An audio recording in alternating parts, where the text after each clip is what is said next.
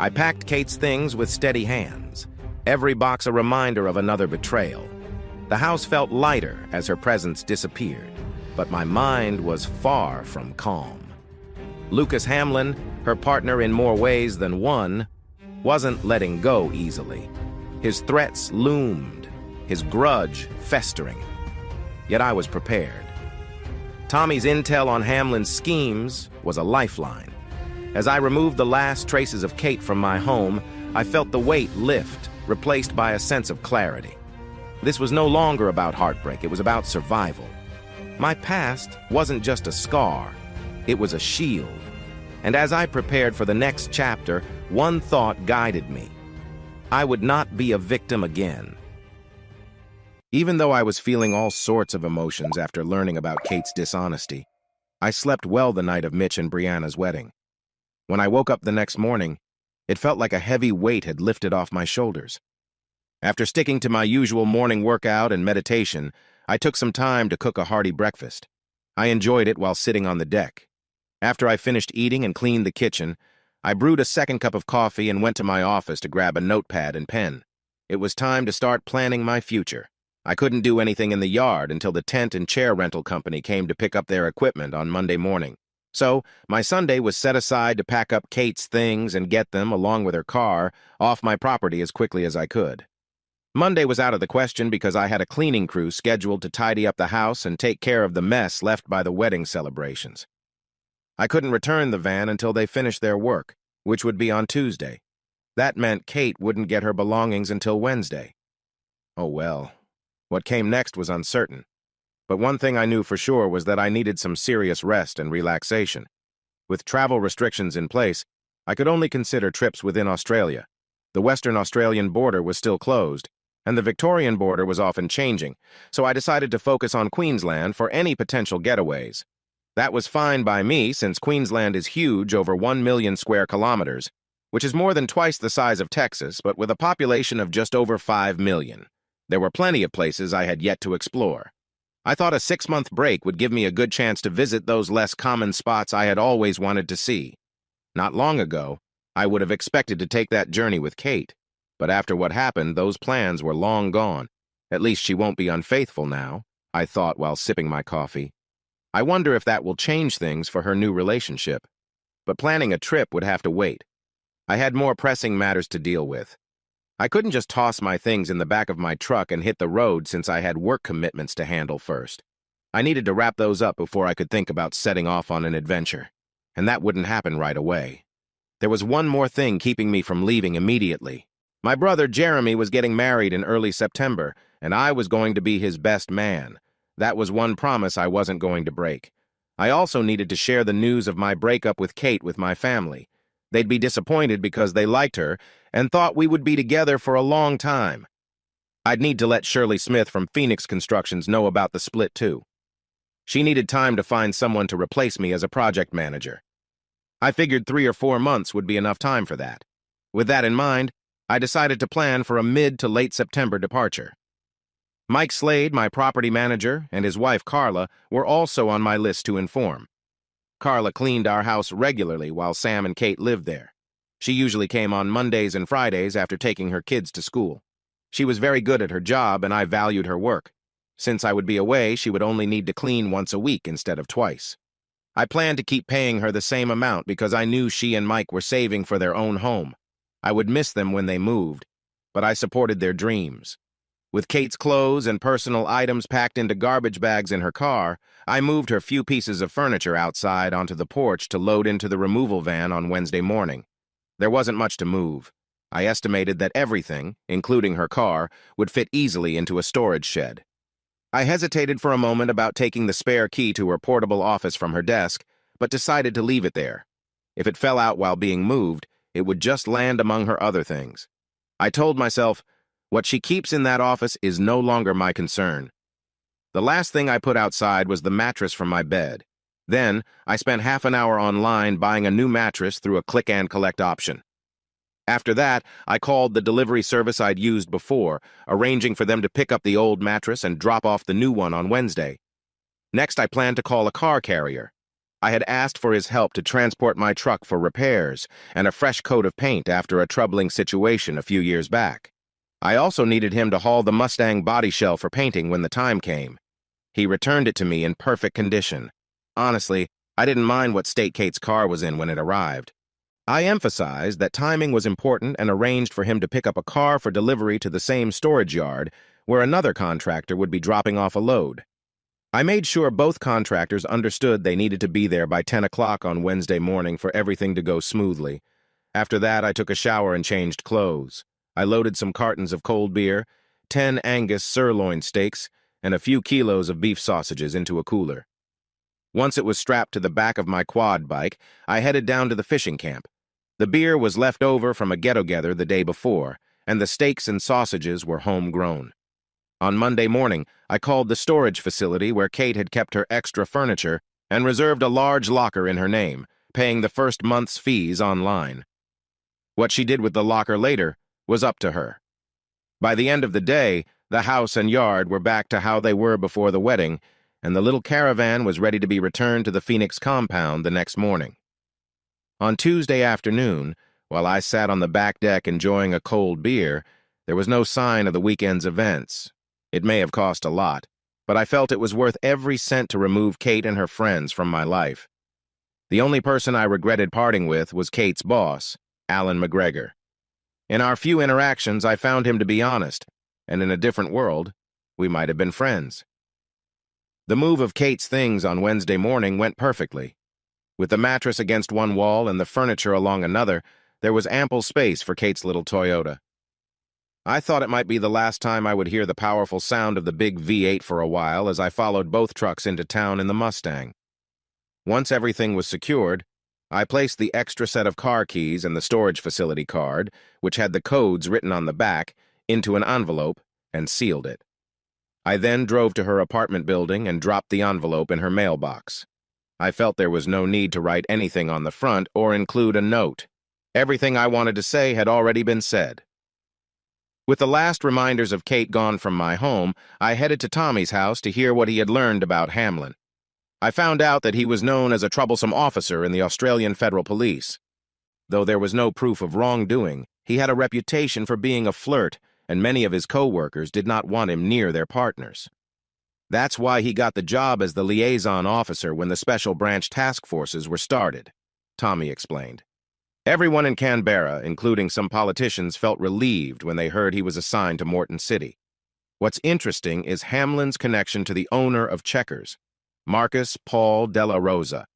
They both grew up in Griffith, a town in southern New South Wales, and went to the same school from kindergarten all the way through high school. Even though their family backgrounds were very different, Della Rosa's father was a rich wine grower rumored to lead the local mafia, while Hamlin's dad was a state police sergeant. The two boys were like brothers. They even shared the same birthday. Both followed in their father's footsteps. Marcus studied wine science and business, while Hamlin chose criminology and criminal justice. Their bond remained strong through their university years, since both degrees were offered at the same school. Despite being close friends, the two men chose different paths. Marcus climbed the ranks in the mafia and is expected to take over for his father when he retires. Rumor has it that he is fully qualified for that role. Meanwhile, Hamlin has never used his weapon in a serious situation, at least as far as anyone knows. Word of their friendship has reached Hamlin's bosses, who have done several quiet investigations into their bond. Although they found no evidence of bad behavior, Hamlin was advised to stay away from Marcus to avoid any suspicion. Before his posting to Morton City, they hadn't seen each other for about 5 years. One big difference between the two is that Marcus has been happily married for 8 years, and there's never been any talk of cheating from either side. They have 3 children whom they care for deeply. He spoils his 2 daughters a little, but is very tough with his son. Hamlin is single and doesn't have the best morals, he said. By the way, I heard you handled yourself well when you faced him. Young Darren thought you did a great job. Sailor was slightly disappointed, but I don't think he actually expected Hamlin to get past you.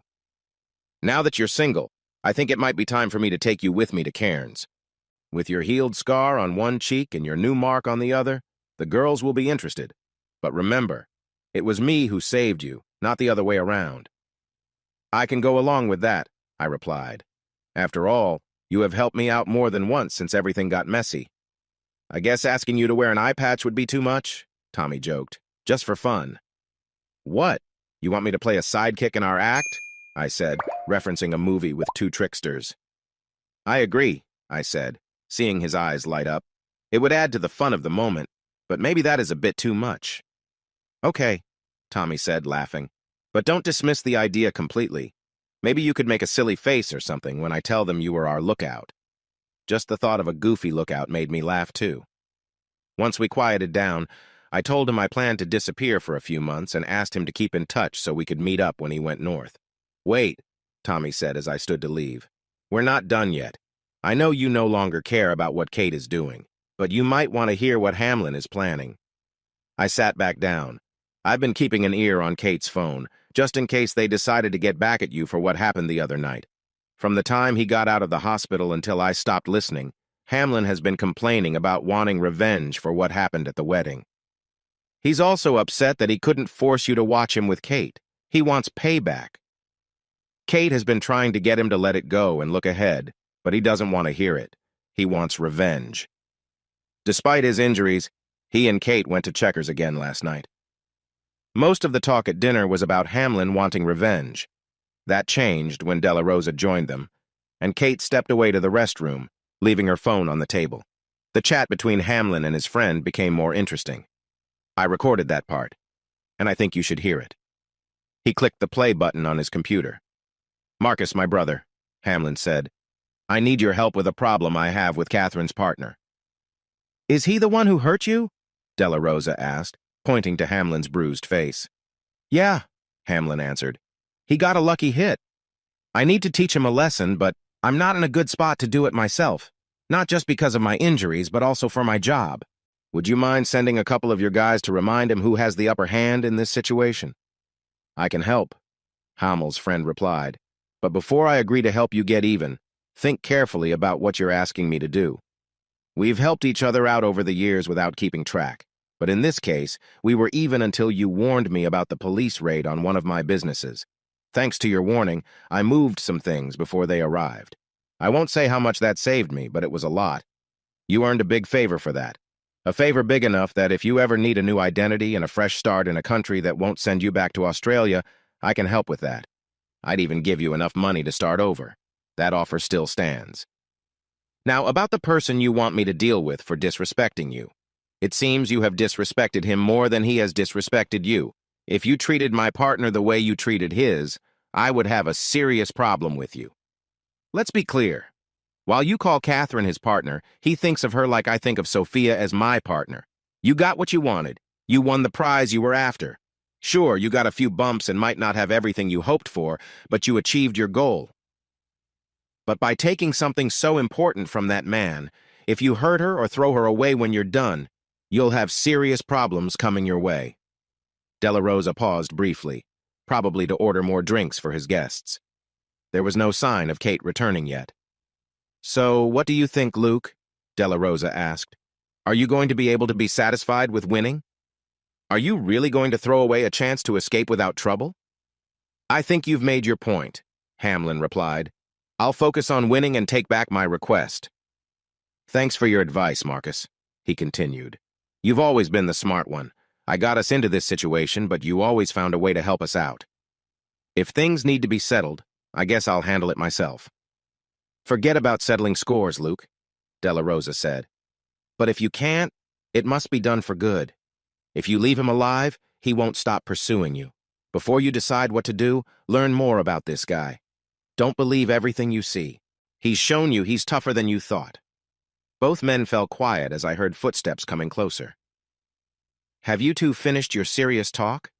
Kate asked as she sat down. I've been approached 5 times while watching you both at the bar, thinking you were having an important conversation. In the end, I had to choose between coming over here and facing some teasing or accepting an invitation from one of my admirers. I thought I'd check if I was welcome here before deciding. Della Rosa laughed, but Hamlin stayed silent. I figured he either didn't find Kate's comment funny or was lost in thought. After leaving Tommy's place, I went to the Phoenix Constructions office to update Shirley on everything that happened recently and tell her about my time off. "I would have loved to see that," Shirley said after I told her about exposing Kate and her partner at the wedding. "I imagine you didn't hold back." "Well, I definitely didn't make many new friends," I replied, "but I do know I've made at least one enemy. Still, what's one more? It's good to know who they are." With my personal life discussed, we spent the next hour on work matters. Everything was going well under Shirley's management, and I couldn't find any issues. In fact, the business was growing. The best news was that Matt White had been promoted to a junior management role. He was now in charge of scheduling and supplies.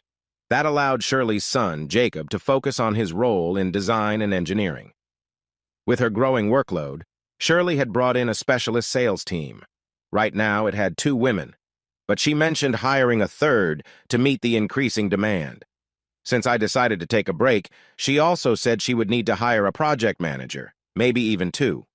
The company was getting requests from farther away, and it seemed we needed to form another team to manage the extra work. With the business facing these new costs, I told Shirley to stop my regular payments. "We can talk about starting them again when I return," I said. "For now, I'll manage with what I earn from my consulting work. I still have a few projects to finish and a couple more on the way. They should keep me busy until it's time for me to go on my adventure." After leaving Shirley's office, I walked around to check in with everyone. I then spent another hour with Manny Finkelstein, going over the financial reports before heading to a meeting with Brad Stokes. As usual, Brad had made me his last appointment of the day. Our main goal was to arrange for the reactivation of his power of attorney before I began what I was now calling my journey to Damascus. We also set up a meeting for the trust the next day. Once we were done, we went to the King Alfred for a couple of beers before heading home. "Not that you two don't make a nice pair," the bartender joked as we walked in, "but I'd rather see you with that lovely wife of yours, Stoney. She brightens the place with her smile, unlike you two serious faces. You look like you've just come back from a tough day." "That's pretty much what our day has been like, Bill," Brad said. "Stoney just got some bad news. His doctor told him he's not well, and we've been sorting out his affairs." "That's awful news," Bill replied.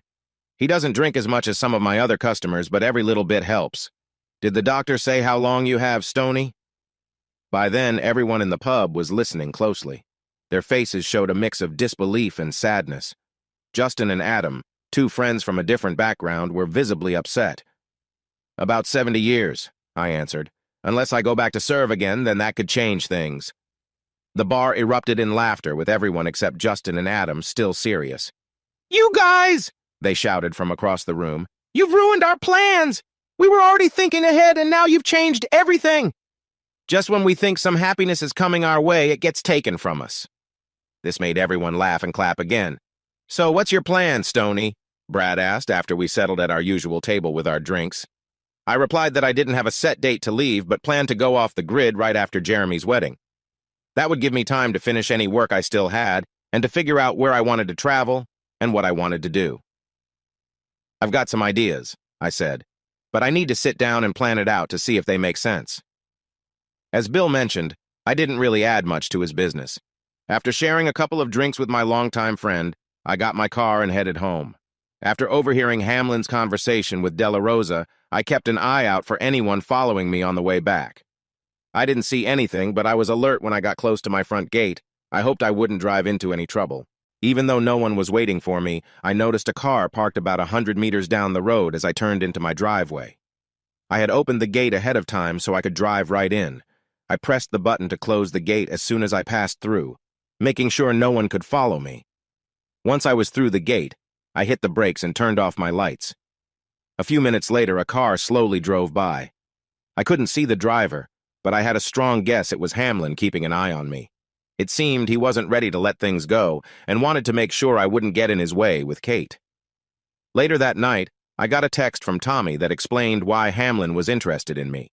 Tommy told me to listen to Kate's phone recordings from that day. After dinner, I sat down to do just that. The first interesting part was a recording of a meeting she had the day before with her boss. The meeting took place at 2 o'clock on Tuesday afternoon. Listening to her phone recording was quite revealing. "Good morning, Kate," McGregor said as she entered his office. Please take a seat by the window. I just have a couple more papers to sign, then I'll join you. Would you like something to drink? Tea? Coffee? Something else? Just water would be fine, she said, sounding a bit nervous. I heard some things being placed on a table, maybe a tray. Thank you, Kate said to whoever had brought it in. Next, I heard the office door close. I figured it was McGregor's assistant leaving the room. Kate spoke clearly, but Alan's voice and other sounds were a bit hard to hear, as if they were far from the recording device. I hope you don't mind if I record this chat, Alan said, getting closer to Kate. It's for our protection. You'll get a copy. He then took some time to set the date, time, and people in the meeting. This is a chat between Detective Chief Superintendent Alan McGregor and Detective Sergeant Kate, or do you like Catherine better? Kate is good, she said, a bit unsure. And Detective Sergeant Kate Buchanan. The meeting is on Tuesday, May 4th, 2021, starting at 2 o'clock. Do you agree with everything I've said so far, Kate? Yes, sir, she replied. Great, he said. Now let me ease any worries you might have about this meeting. It's informal and doesn't relate to your job performance.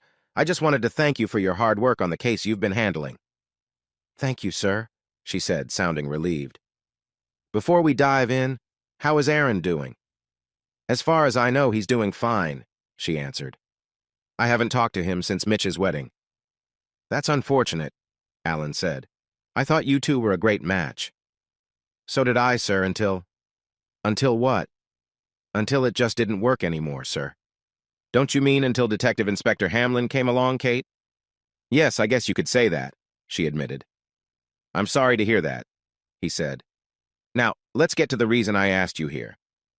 People have noticed the hard work you've put into your investigation.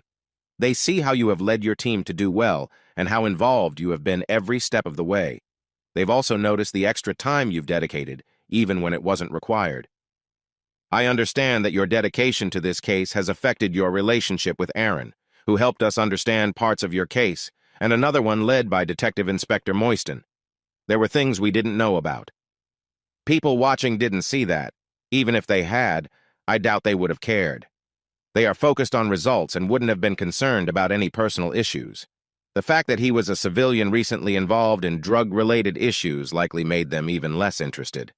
Unfortunately, I could see it happening, but I was powerless to help. I was too far away to stop the situation I could see was coming. Sure, I could have brought you here for a quick chat. I learned a long time ago that it's best not to get involved in other people's lives. It's not really our responsibility to judge how others behave. You were probably so wrapped up in your situation by now that you wouldn't have listened anyway. Putting that aside for a moment, I called you up here to share some good news. You will be recognized for your work on your case. This will be noted in your personnel file, and the police commissioner will give you an official certificate at the next awards event. Oh, and you'll have the chance to move up a position. That's the good news. The downside is that you'll need to leave Special Branch and go back to general police duties for the promotion to take effect. This could mean a few years in a more rural area. Is this because of my relationship with Lucas? Kate asked. Partly, Alan replied. But mostly it's because you need a break from the stress you've faced at work and in your personal life over the past couple of years. I believe that working in a leadership role in a rural area will help you. There's a position for a senior detective in the Western District, and I can recommend you for it if you decide to go. Will I be able to return to Special Branch after this time? Kate asked. We prefer to call it a time for reflection, Kate, but it will depend on how you do in your new role. I'm not closing any doors on you. If you want to follow that path, I suggest you use any time you have away from the city to study for the promotion. You never know. After some time in the countryside, you might prefer it there. Many officers who work in those areas enjoy it so much that they never want to go back to the city. But as I said, it all depends on what you choose for your future. You can request to return to general police duties, as I've mentioned, or you might decide to leave and follow Inspector Hamlin back to Canberra. Remember, Inspector Moyston's investigation and yours are both nearing completion. Hamlin could leave at any moment without anyone noticing. There may also be a chance for you with our federal colleagues, but I'm not sure if they will acknowledge your rank. Our department doesn't recognize previous ranks from other places. Former sergeants or chief inspectors all start as constables here. As I listened to the recording, I wondered if the phrase police school would bring a smile to Kate's face. It was a phrase we often used when talking about her training. "I think he was hoping for a move to Morton City," Kate said. "Well, if that happens and you want to keep your relationship with him instead of taking my offer of a country job, you could consider another option. You could leave the state police service entirely." "Don't misunderstand me, Detective Sergeant Buchanan," Allen said, keeping his voice steady but firm. "From the Special Branch's view, you have two choices. Either accept my help by agreeing to transfer to regular duties with an offer of a leadership role in a rural area, or resign. What you do in your personal life is your decision. Like I said, while I find your actions upsetting, I'm not here to make judgments. You haven't broken any rules from the state police's code of conduct, so I can't do anything about that. However, those in Special Branch are expected to follow a higher standard than regular police. Integrity is vital. Your actions towards your husband show you don't have the honesty I need from my team. I wouldn't have minded if you and Aaron had separated or divorced, but that isn't what happened. You not only betrayed him, but you also let it be known. I found your actions with Hamlin last Saturday unacceptable. It's not just one night of behavior that led me to ask you to leave Special Branch. It's your overall lack of integrity. If what your husband said is true, you have been dishonest for the past year. I can't trust someone who is sneaky. Are we clear on that?" "Yes, sir," Kate replied. "Great," Allen said. I noticed he seemed to have moved a bit away from the recorder. "I've approved 3 weeks of leave starting today. I suggest you pack your things before leaving today because, whatever you choose, you won't be coming back to Special Branch anytime soon. I expect to receive your transfer application or resignation in a week. The next 2 weeks will either be your notice period or your time to prepare for your new position. Are we clear?" "Yes, sir," Kate confirmed. "Oh, and Kate?" Allen added with a softer tone. "Sir, I'm going to make an exception regarding my usual rule about getting involved. But if you ever tell anyone about this, I'll make sure you're moved to Thargomindah. Before I share what I want to say, you have to promise me you'll never tell anyone. Not your coworkers, not Hamlin, no one." "I promise, sir." "Be careful about the person you've decided to trust, Kate. Like Aaron mentioned, he's not to be trusted. Keep that in mind when you're making choices. I wouldn't want you to get involved in something you don't understand and can't control. I'll hold you to your promise of keeping quiet, Detective Sergeant. Don't let me down like you did with Aaron. I'd never forgive you if you do. Trust me, sir. I won't say a word. And thank you for sharing your thoughts." The second important moment happened after she cleaned out her desk and went back to her apartment. She was surprised to see Hamlin already there when she arrived. The clock showed it was just after 4 o'clock. "Why are you home so early, Lucas?" she asked. "Because of your ex-partner or ex-husband or whatever you want to call him," he answered, upset. "He messed up my face and my job. I was told this morning that I had to meet with your boss, and I was taken off the task force right away. I'm now not welcome at your police headquarters." "That makes 2 of us," Kate said. "I've also been removed from the task force. In fact, I've been let go from Special Branch." "What?" Hamlin said. "He can't just do that. Doesn't he need to follow some rules?" "Usually, yes," Kate replied. "But Special Branch is different. McGregor can decide who gets to stay and who doesn't. He can't fire me directly, but he can suspend me and send me to a review panel. They can let me go. But he hasn't done that. Instead, he's given me a couple of options and let me choose what to do." She then told Hamlin about her talk with Alan McGregor. "He's given me a week to make a decision," she finished. After a moment of silence, Hamlin spoke. "After being told I was out by your boss, I was called into our local office. I was told that, because of some mistakes, I'm being sent back to Canberra. I have a few days to wrap things up before I report to head office on Monday. They've already booked my flight for Saturday. What I don't understand is how someone like him has so much power." "He doesn't," Kate said. "But he has friends with that kind of influence. My boss was one of those friends, and I believe he also has people who would defend him no matter what. Well, friends or not, he will face the consequences for what he's done to me. I'm the one who can help him." "Please, Lucas," Kate pleaded. "Just let it go. I know you see me as just another challenge, but please hear me. I've fallen for you whether I should have or not. I don't want to see you hurt, or even worse, gone. I warned you about facing him last Saturday night, but you didn't listen. He could have hurt you badly if he wanted to. It was his choice not to. If you go after him again, he might not hold back. He's not a killer." Hamlin responded. He's just a carpenter who got lucky. He caught me off guard. Let's see what happens when I'm ready for him. I found it interesting that he didn't deny seeing Kate as just another challenge. I wondered if she noticed that too. I hoped she did. It might make her think about what I told her on Saturday night. Okay, Kate then said. If you don't want to listen, will you do one thing before you face him? What is it? He asked. Will you pack your things before you go? Why would I want to do that? Besides, I'm not going to confront him. He's not even going to see me coming. Thinking like that will get you hurt, and I don't want to clean up after you for your family while I'm packing my own things. And as for him not seeing you, he already knows you're coming. Just thinking about it will make him alert. I'll tell you what. If you give up this crazy plan, I'll leave the police and go with you to Canberra. You're going to do that anyway, Hamlin replied. I've invested too much time in you to let you go. So has Marcus. You don't think he gives you money for clothes and food just to let you walk away, do you? You're going to be a big deal at his club. You might as well start in Canberra. That's not happening, Kate yelled at Hamlin. It will, he said. And if you try to back out, Marcus will send someone to change your mind. But let's not worry about that now. I've got some planning to do. I'll see you when I get back. I heard Kate's apartment door open and close, then I heard her crying. Oh, Stoney, what have I done? She cried out. I then heard her dialing numbers on her phone. Aaron, come on, she said in frustration after getting a busy signal. Get off the phone and pick up. What she didn't know was that I had blocked her number. She was never going to hear back from me. This conversation made me more sure that it had been Hamlin parked nearby when I got home. After listening to the recording, I used my backup phone to text Tommy. Please ask JF to call me on my second phone. I need to talk urgently. Will do, he replied quickly. Jim Freeman called me less than 10 minutes later. How can I help you, Stoney? He asked right away. I need a favor, Jim, I said. But first, can I ask about your connection with Marcus De La Rosa? We speak to each other, he answered.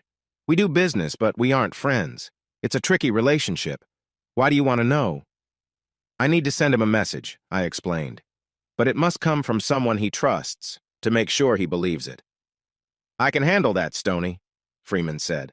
I was planning to talk to him soon anyway. How soon do you want me to send the message? The sooner the better, I said. Tonight would be great, but tomorrow at the latest. I'll see what I can do. Tonight might be tough, but I can probably arrange something for tomorrow. What's the message?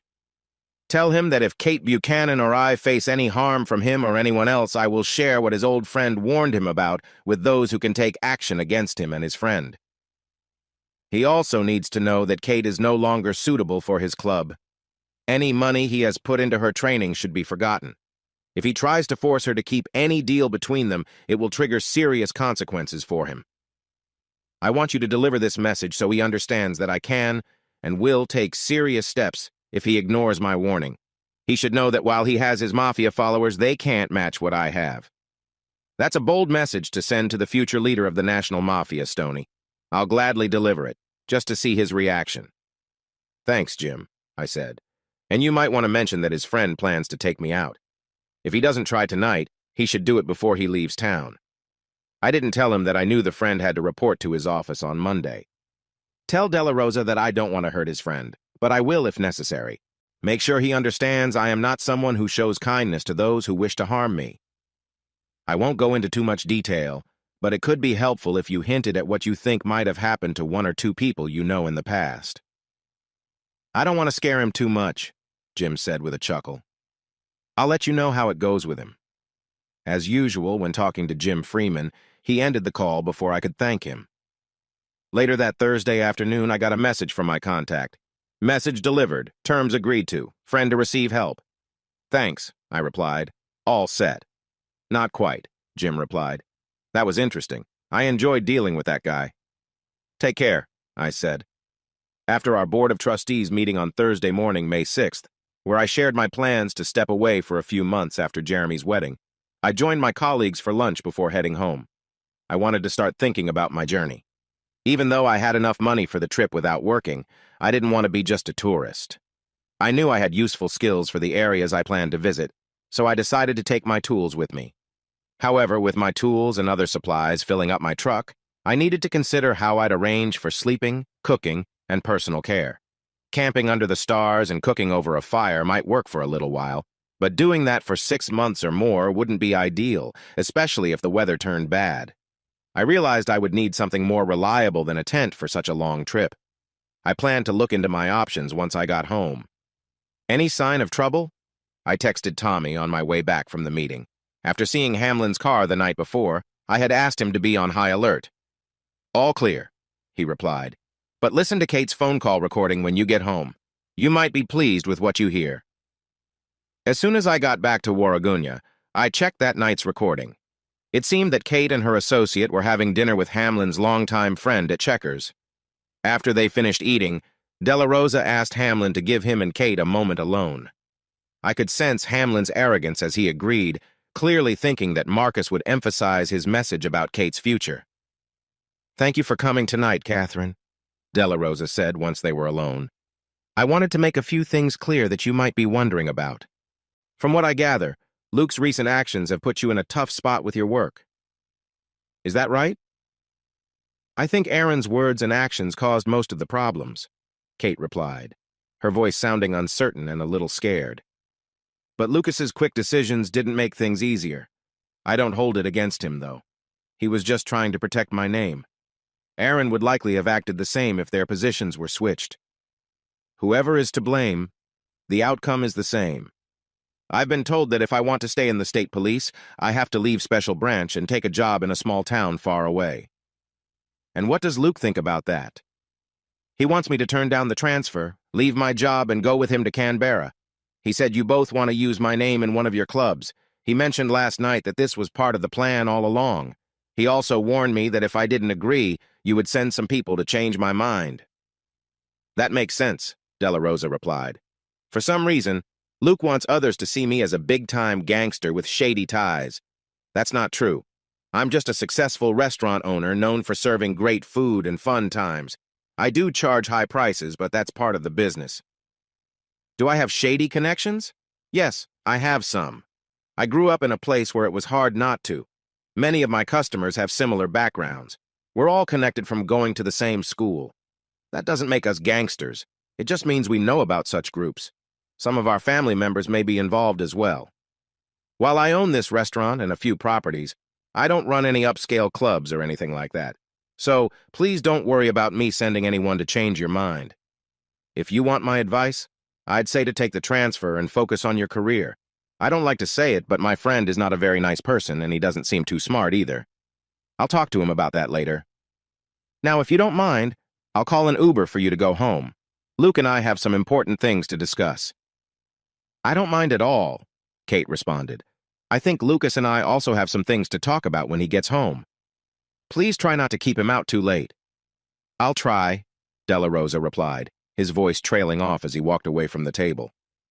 As I listened to the recording, I recalled that Kate had said those same words on a December night just 5 months before.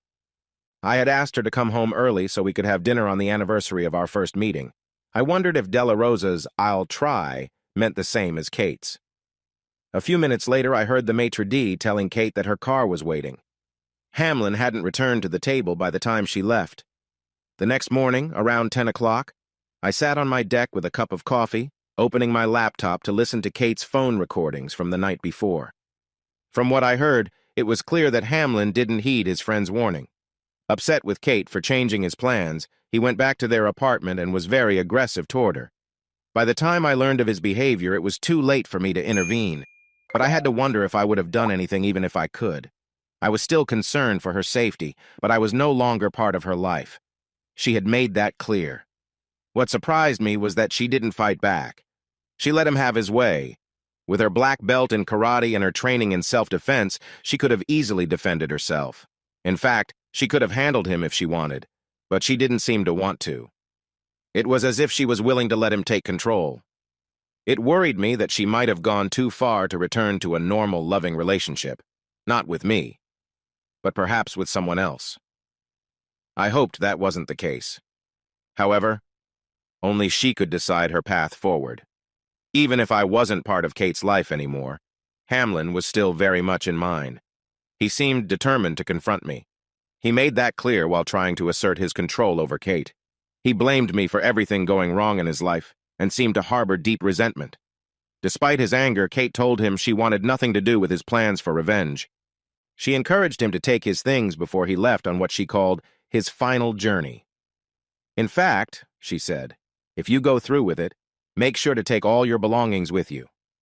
I understand why you're upset, but confronting Aaron in his own space is risky. It's not a good idea. Whether it was her disbelief in him or calling him reckless, I couldn't tell. Maybe it was a mix of both, but it made him angry again. I could hear him hurting her once more, and she didn't fight back. As he was yelling at her, he called her names and demanded her obedience. After that, the recording went quiet until it started again on Friday morning. The first voice I heard was Hamlin's. "I'm going out to get things ready for my meeting with your ex-partner tonight," he said. "While I'm gone, pack our things. We'll leave for Canberra right after."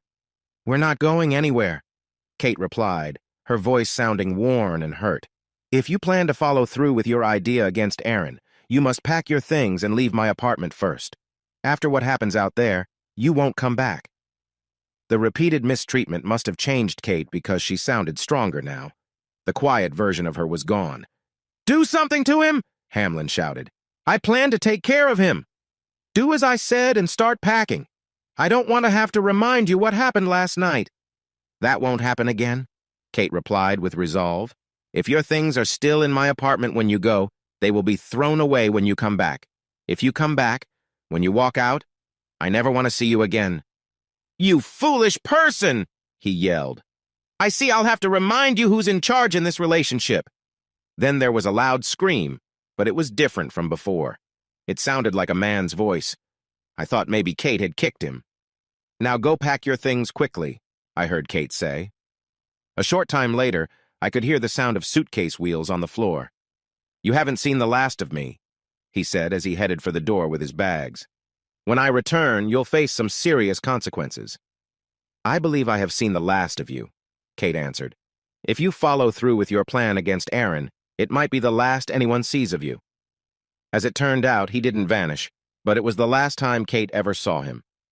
Knowing what could happen, I set up a surprise for Hamlin that night.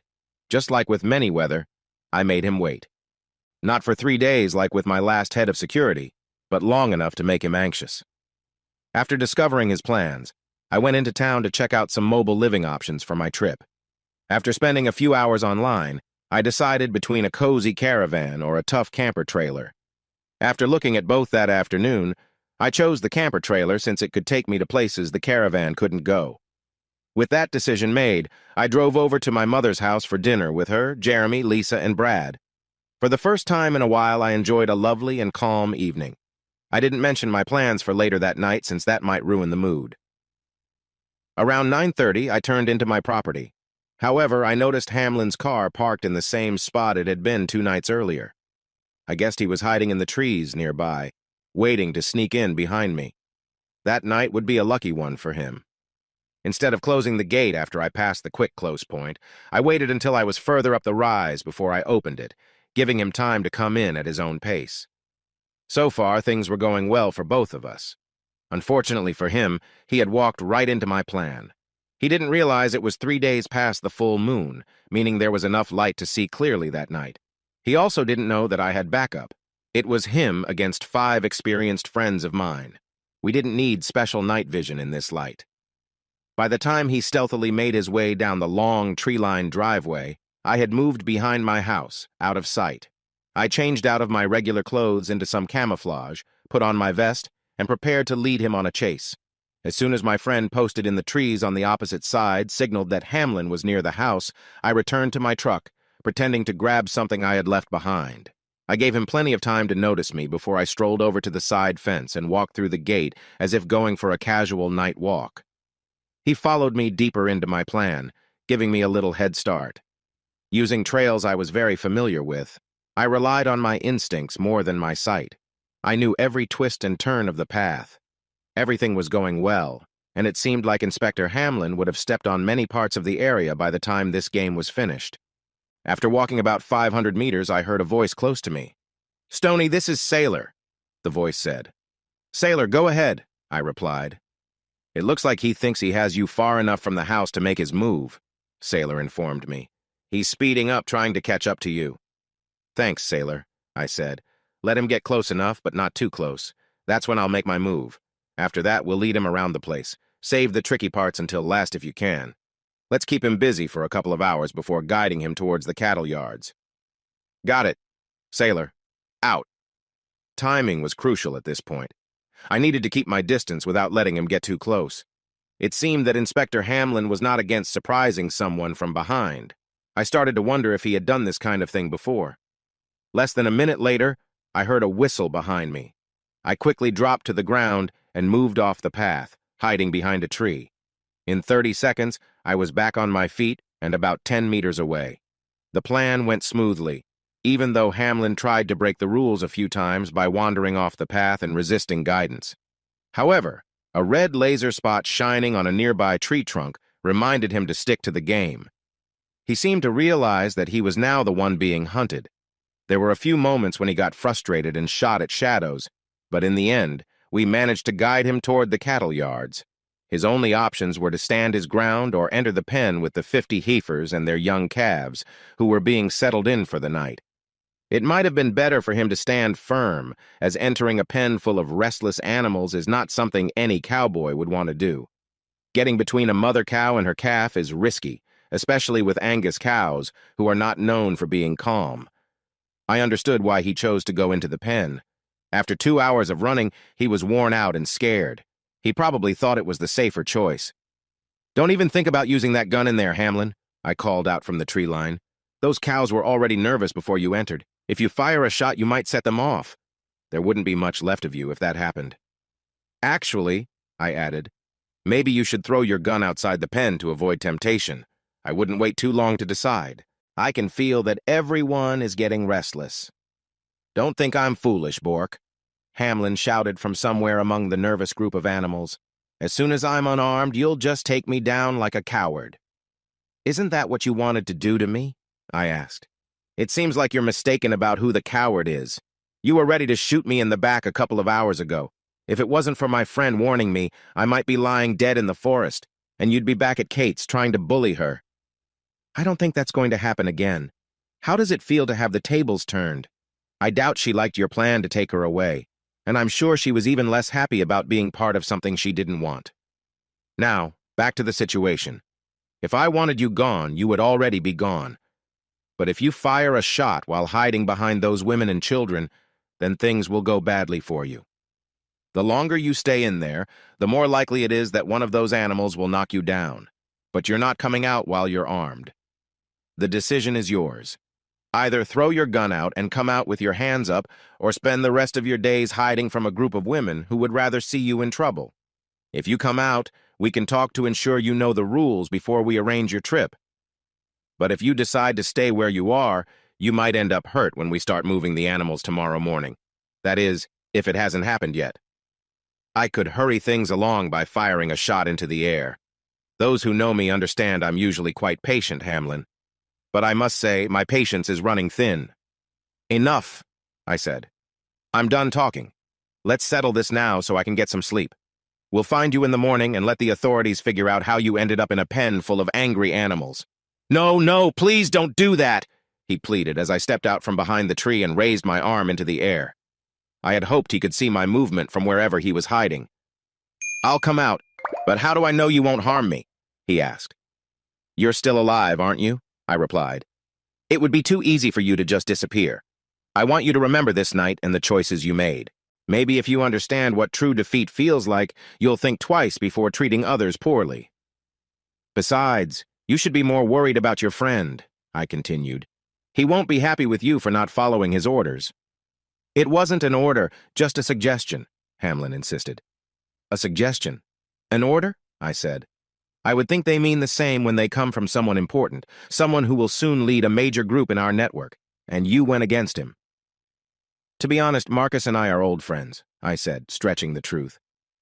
"I might be able to help you if you cooperate, but I can't think about that with you holding a weapon. If you want to make it out of this, put down your gun and any other weapons you have, then step out here and stand with your legs apart and hands on the rail. Once I see you're unarmed and fully understand how serious this is, you will go to the airport for your flight, leaving this place for good." After confirming he understood, He tossed his gun and magazine over the rail and came out. As soon as he took his position, he felt a sharp pain in his side and fell to his knees.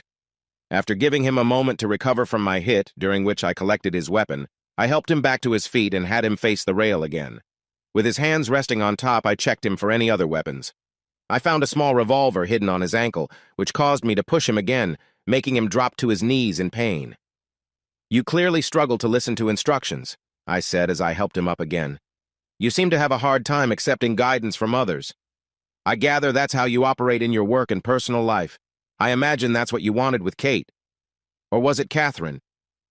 While I spoke, I was tying his hands behind his back with strong cable ties.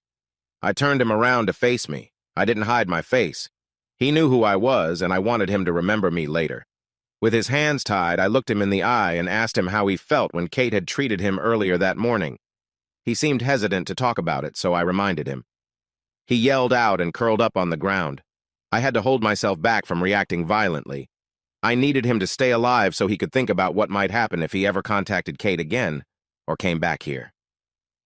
"The only reason I'm not hurting you worse is because your friend asked me not to," I told him. He lay in the dirt, overwhelmed. I was just pretending to care about his friend. I had never met Marcus De La Rosa. I don't agree with him, but I'll listen because I don't want to upset the future leader of this place. After I helped him to his feet, I put a blindfold on him and handed him to Sailor and his partner, who took him to the front gate.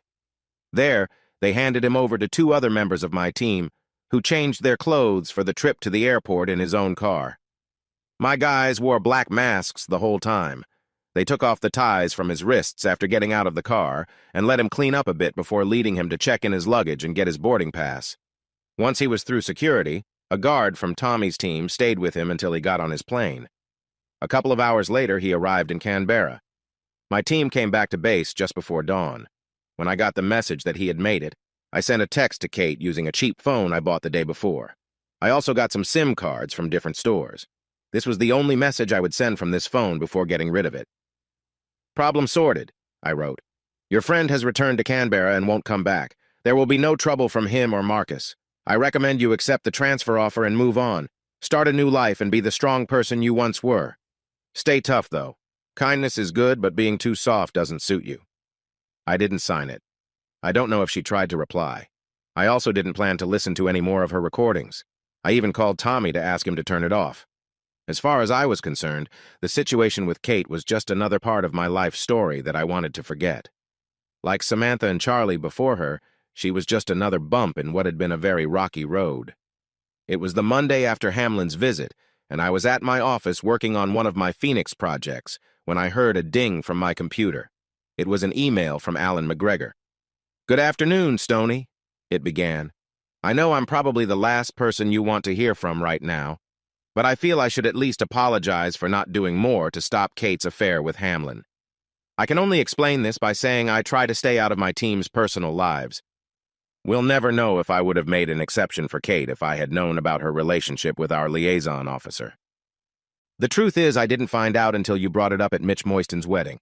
I told Kate that even if I had known sooner and wanted to interfere, she probably would not have listened. He had her captivated even before the pandemic forced him to return to Canberra. As you mentioned in your speech, his absence only made her feelings stronger. By the time he returned, their attraction for each other had grown so much that it was only a matter of time before they took things further. This week, I met with my management team and made it clear I never want to be out of the loop again. I don't like being caught off guard like I was at your place last Saturday night. I won't meddle in everyone's lives, but I do want to be able to step in if necessary. Having said that, I want to express my sadness for your loss. I know you cared deeply for Kate, and she betrayed you. What makes it worse is that she's the third woman to do this to you. I don't know if you heard, but I had both Kate and Hamlin in my office last Tuesday, separately, of course. I chose Tuesday so I could cool down first. I didn't want to say anything that could lead to them questioning my decisions later. I sent Hamlin away, feeling ashamed. From what I hear, he was quickly sent back to Canberra. Apparently he arrived looking worse for wear, and as if he hadn't had a decent night's sleep. The way I heard it, he was walking around like a tired cowboy with his tie stuck awkwardly. The two black eyes and the splint on his broken nose must have made quite a confusing sight for anyone who picked him up from the airport. It struck me as odd because he didn't look like that the last time I saw him, aside from the broken nose, of course. Sadly, I had to let Kate go. Her outfit from Saturday night and her past actions had caused problems for Special Branch.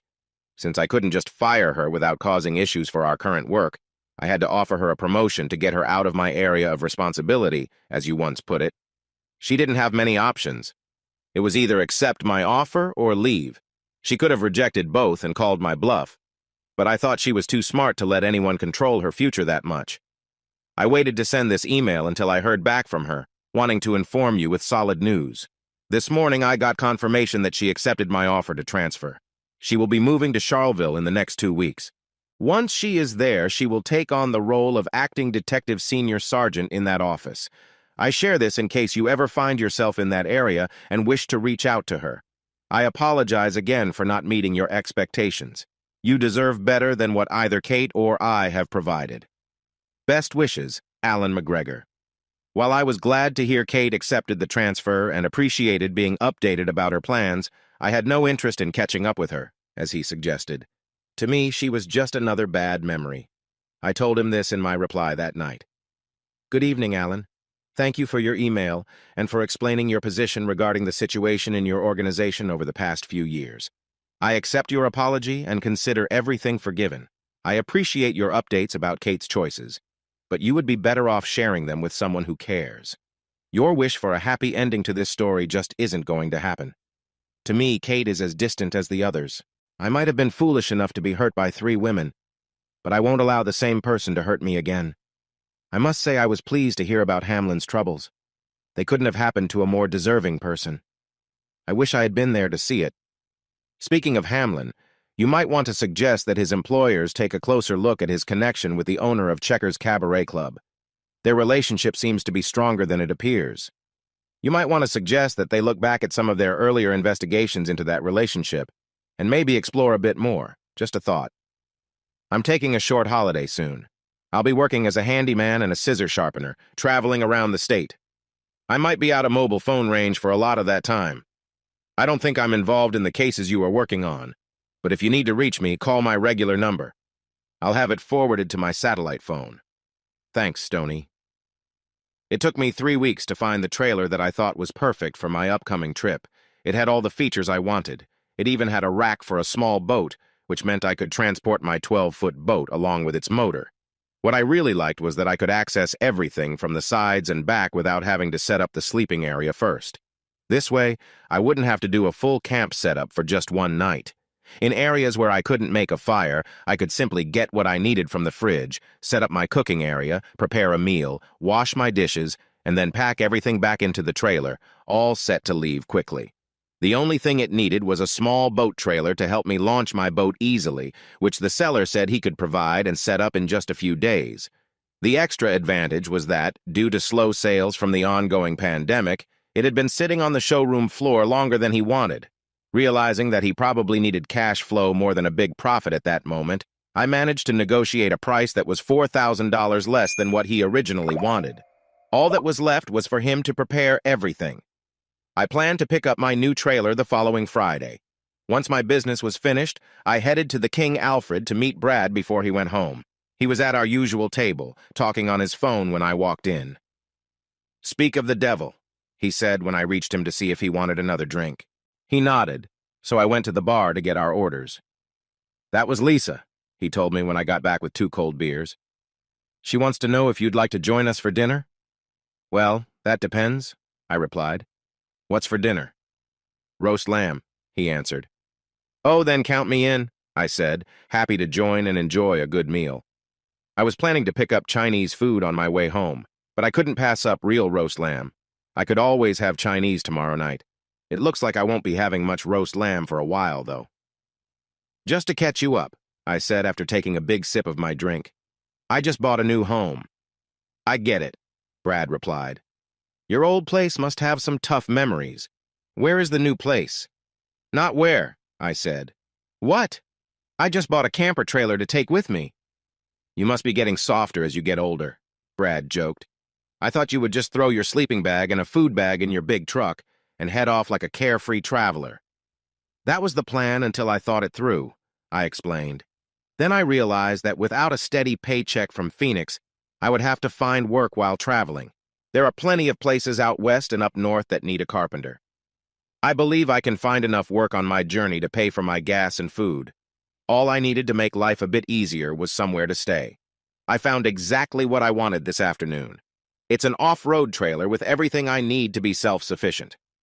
Plus, it has a complete solar system, a kitchen, a generator, and a big fridge freezer.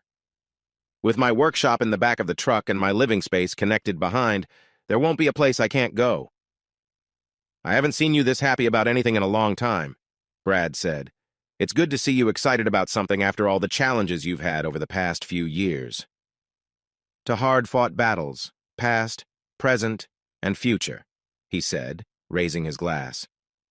To battles, I echoed, lifting my glass as we had done many times before. During the 4.5 months between ending things with Kate and my departure, I wrapped up my ongoing projects at Phoenix. I handed over the unfinished ones to Shirley, who was managing the new project managers. I also put the Mustang and F-100 in storage. I took a couple of test trips with my trailer to work out any issues. There weren't many, and I managed to fix them or have the manufacturer make changes. It was also during this time that I learned I wouldn't be traveling alone. I visited my property manager soon after starting to plan my trip to discuss how the property would be managed while I was gone. He took me to see his new litter of puppies. He bred working dogs as a hobby, focusing on a mix of Smithfield and Blue Heeler breeds, and this group was ready to find new homes. His dogs, known for their short tails, were taller than typical Blue Heelers. They were also clever, brave, and very loyal. That loyalty was something I had missed in my life lately, especially among my closest female friends. He offered me a puppy as a farewell gift. I've traveled through the country you'll be visiting, he said. There are some dangerous people you'll meet, and you need someone to look out for you. I suggest you take a dog instead of a female dog. One of these pups can help protect you. It turned out that I didn't choose my travel buddy. The dog chose me. When Mike opened the pen to let the puppies play on the grass, one dog came right up to me, sniffed around, and settled at my feet. The other pups didn't seem to care about either of us. This was the start of a lasting friendship. I realized I wouldn't have to be unhappy anymore. I might not have a partner to share my bed, but I would have a loyal friend to share my life. I named the dog Digger, and he really changed things for me. He became my closest friend and helped lift my spirits. Digger was 5 months old when we set off together. He had already learned some basics of working with cattle while running with Mike's other dogs, which would help us during our travels. As I secured the locks on the gates of Warragunya to begin my journey, I felt I was closing a chapter on my past. September 11th, 2021, would be a new start. I believed everything from now on would shape the rest of my life.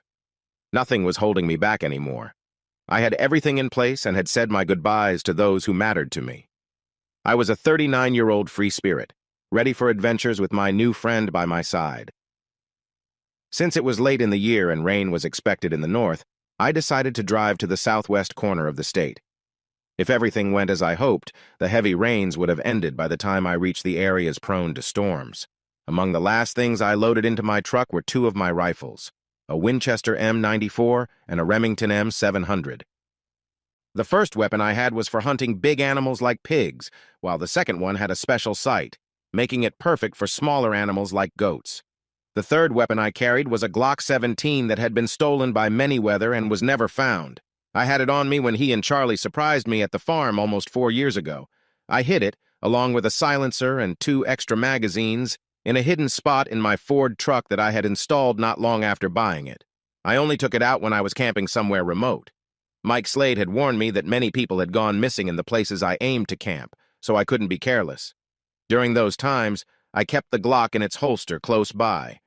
To prepare better, I also set up a special travel account with $10,000.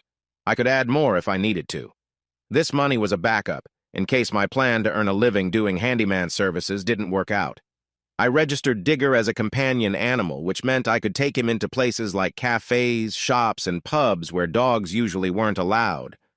Digger had proven to be a quick learner and often surprised me with how smart he was. He picked up house training in just a few days and learned basic commands like sit, stay, and come before we even left on our journey. After a couple of weeks on the road, we set up camp next to a river in the southwest of the state. I found it easier to reach what I needed without pulling everything out when we were only staying for a night or two, so I slept in my swag beside the truck. It was nice to look up at the stars while I lay there.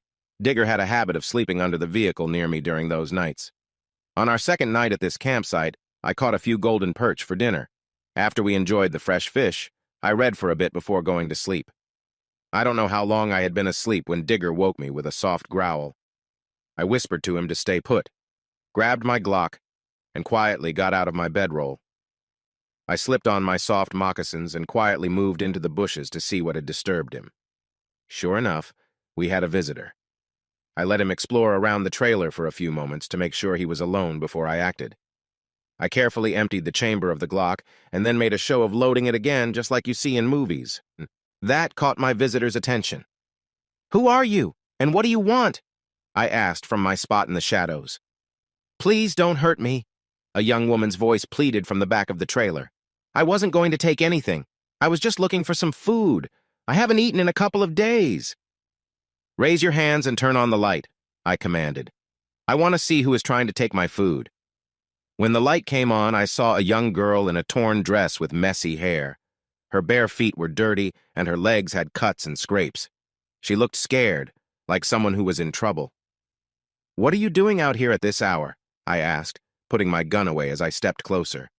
"I ran away from home when my uncle tried to hurt me. They've been searching for me for 2 days. I hide during the day and sneak into town at night.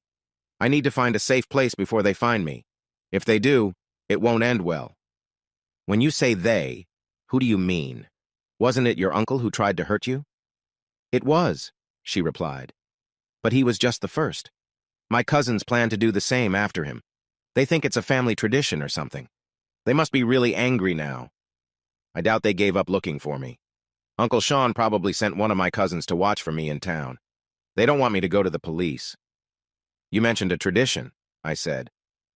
"What did you mean?" "Uncle Sean said it's a family tradition that when a girl turns 16, her uncle gets to. You know, take her first. I just had my 16th birthday 2 days ago." "So where were your parents during all of this?" I asked, moving out of the shadows toward her. I noticed she stepped back a bit, probably afraid I would hurt her too. "Don't worry," I said gently. "I'm not going to harm you. You mentioned you're hungry, so I'll get you some food. By the way, what's your name?" "It's Lizzie. Lizzie Fenton," she said. "I'm happy to meet you, Lizzie Fenton," I replied, opening the cooler to take out some bacon and eggs. "My name is Horseman." While I cooked for Lizzie, I called my dog Digger to join us. When Digger came out from under the truck, he sniffed Lizzie carefully before sitting at my feet. Being from the country, Lizzie knew not to pet someone else's dog. I had just poured her a cup of coffee when Digger growled softly again. I looked up and followed his gaze, seeing headlights coming down the path to my campsite. "Quick," I said to the girl. "Get in the back of the truck. There's a blanket there. Lie down and cover yourself up. And don't worry. I'll keep you safe, if these are the ones looking for you." I whistled softly while standing by the truck door, and Digger jumped in after her. "Stay with her," I told him. I wasn't sure if he understood, but I hoped he realized we were in danger. He was just a young dog, after all. After putting on a flannel shirt, I set my phone to record and tucked it into my pocket. I stood at the back of the trailer, sipping coffee I had made for Lizzie when a crew cab Toyota truck pulled into the campsite. 2 big men got out, one older and one younger. The older man was in his 40s, and the younger one looked to be in his 20s. Both were taller than me and likely heavier. They looked strong, but also had a bit of a belly, and it was clear they were related. As the older man walked toward me, the younger one tried to sneak around behind me, probably looking to see what was in my truck. "Hello," I greeted them. "Can I help you?" "That's close enough," I said when the younger one drew near. "Please step back and stand with your friend. I don't like people behind me." "We're looking for someone," the older man said. "A runaway girl. He just wants to check your truck." "Do you think I would be packing up my camp if I had a girl with me?" I replied. "I've asked your friend to step back. I've asked politely, but I won't be so nice if I have to ask again."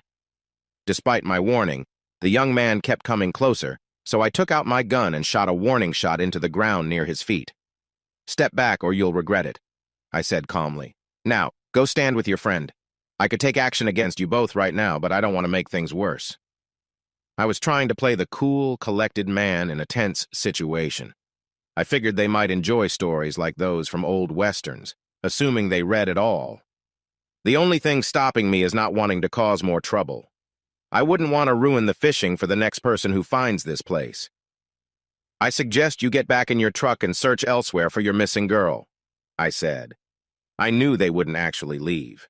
Even if they did, they'd come back to deal with me, and they would not be empty-handed. I had given them a new focus. Any hope they had of finding Lizzie would be put aside while they took care of me first.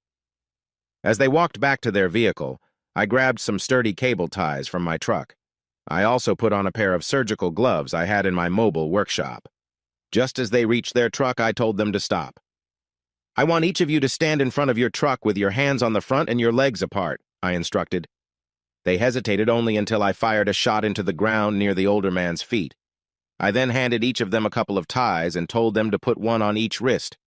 Once they did, I gave them another tie and told them to secure themselves to the front of the truck.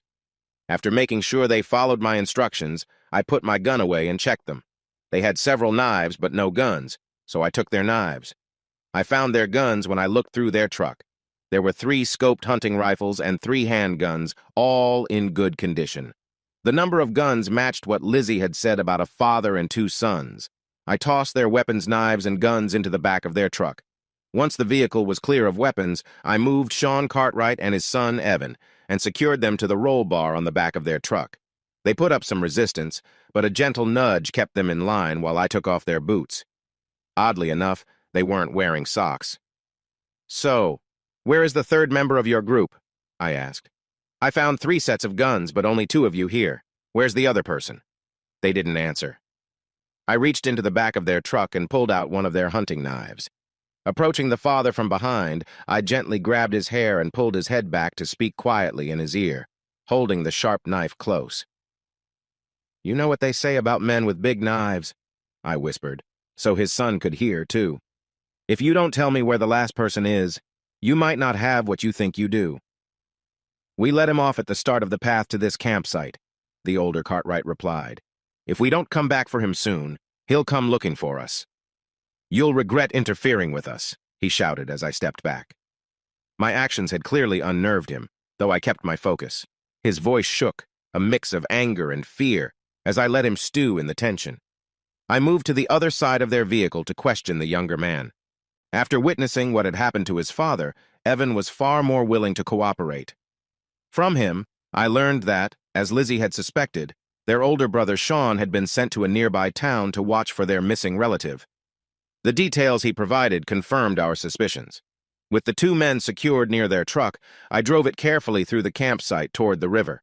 I went slowly, ensuring they could keep up. Evan stumbled during the walk and had to be helped along, while his father fumed in silence. They both muttered threats, promising payback when they got free. Their complaints grew louder when I began tossing their weapons, a collection of rifles, handguns, and knives, into the rushing river.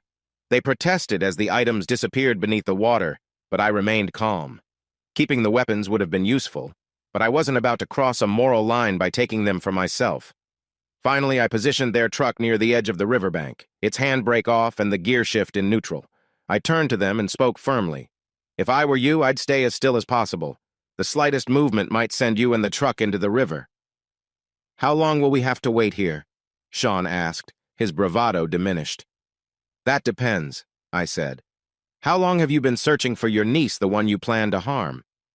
Sean hesitated but answered. 2 days, and we weren't going to hurt her. It's a family custom," I cut him off. "I don't think anyone will see it that way, especially not the authorities. And the part where your sons were involved? That makes it even worse." My voice was steady, but my words carried weight. "I'll let someone know where to find you in a couple of days. Whether they find you still here or in the river, well, that's up to you."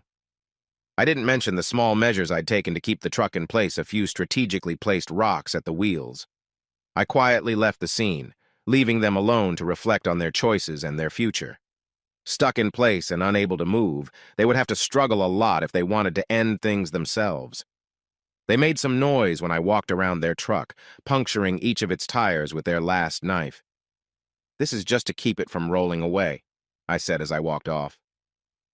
After picking up the 2 rounds I had shot into the ground, I packed up my stuff and left the area. Once we were back on the road, I invited Lizzie and Digger to sit in the front with me. As Lizzie settled in and fastened her seatbelt, I handed her a bacon and egg sandwich I had made before the interruption. "No coffee, I'm sorry," I said while she enjoyed her sandwich. "But I grabbed a couple of bottles of water from the cooler at your feet. We'll find a place further up the road to make a proper breakfast, and I guess you'll want to stop for a restroom, too." She nodded, focusing on her sandwich rather than the conversation. While she finished eating, I patted Digger and told him he had done well. "You did great, buddy," I said casually. There was no silly talk between us. About half an hour later, we all needed a restroom break, so I stopped at a rest area. I handed Lizzie a roll of toilet paper from the glove box when she got out of the truck, saying I would start on breakfast while she was gone. By the time she returned, I had also found her a spare toothbrush from my bag. After we were all freshened up, I cooked another round of bacon and eggs. The sun was just rising when we got ready to hit the road again. "Back to my question about your parents," I said as we accelerated. "Where were they when your uncle and cousins were planning that?" "My dad has been working away for a month, so he wasn't there. My mom was, but she seemed okay with it. I think the tradition Uncle Sean mentioned comes from her side of the family, not Dad's. What's strange to me is that she's been with Uncle Sean while Dad's been away. It feels weird that they would keep this a secret, considering they're siblings. I think there are going to be some serious problems when Dad returns.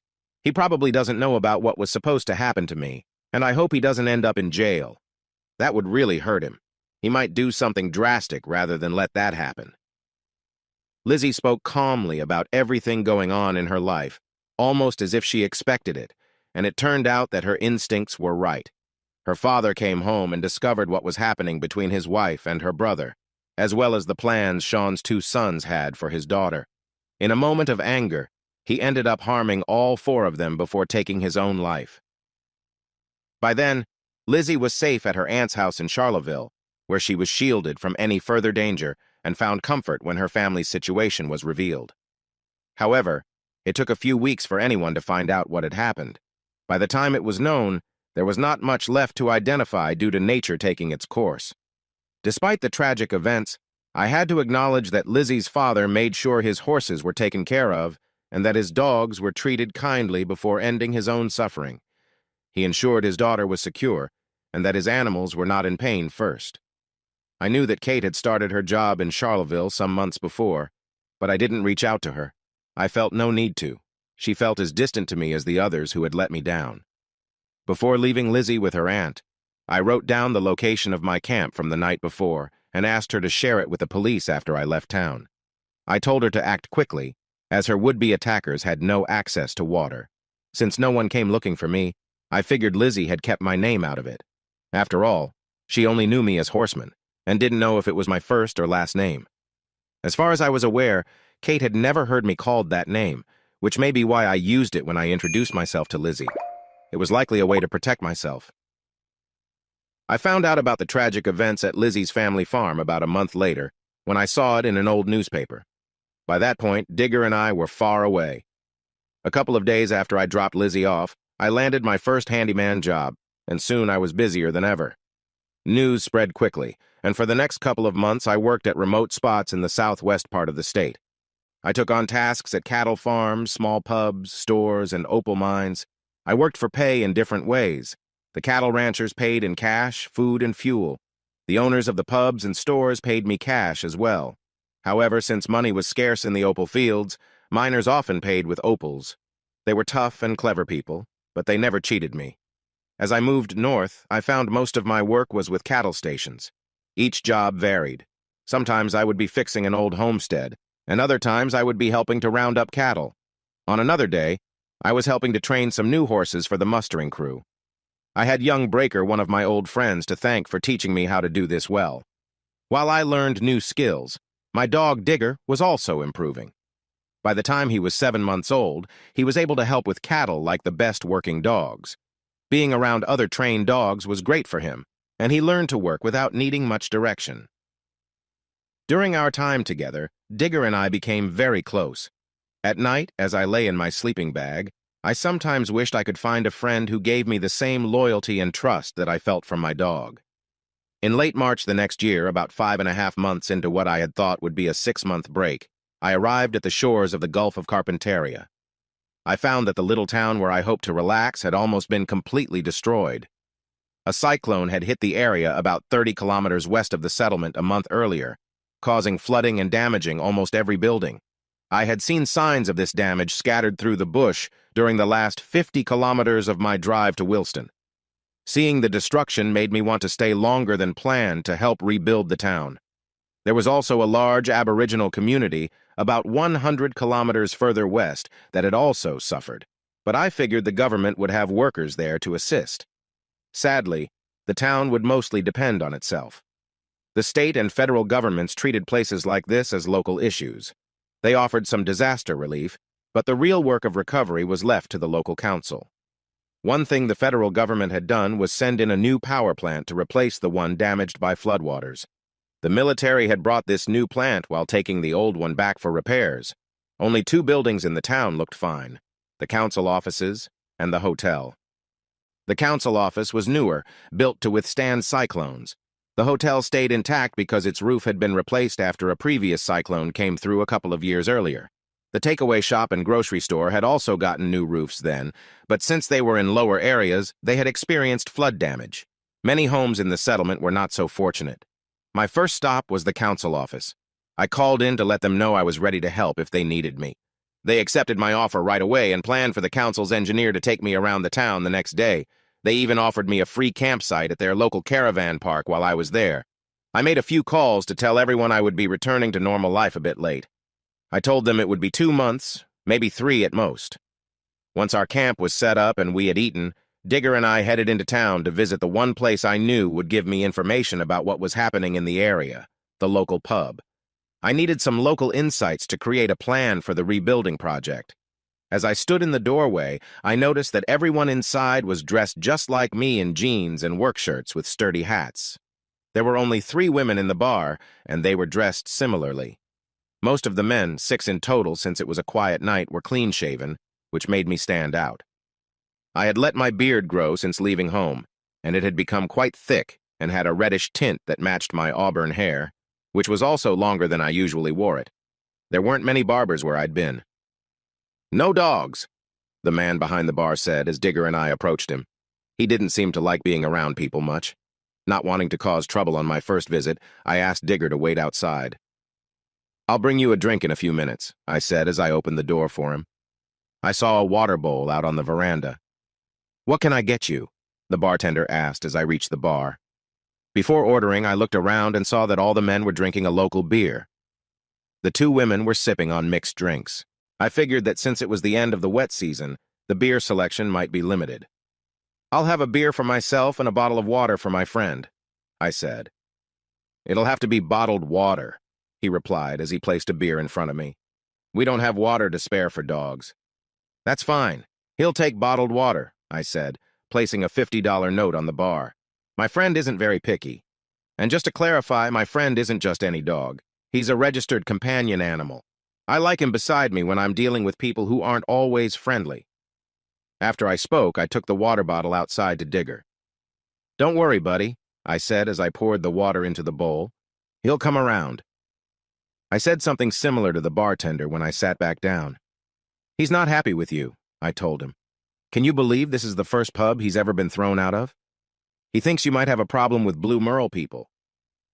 This comment seemed to catch the attention of other customers. Maybe I had hit a nerve. Could it be that he was prejudiced? I wondered if they all were, but I thought I saw a few smiles.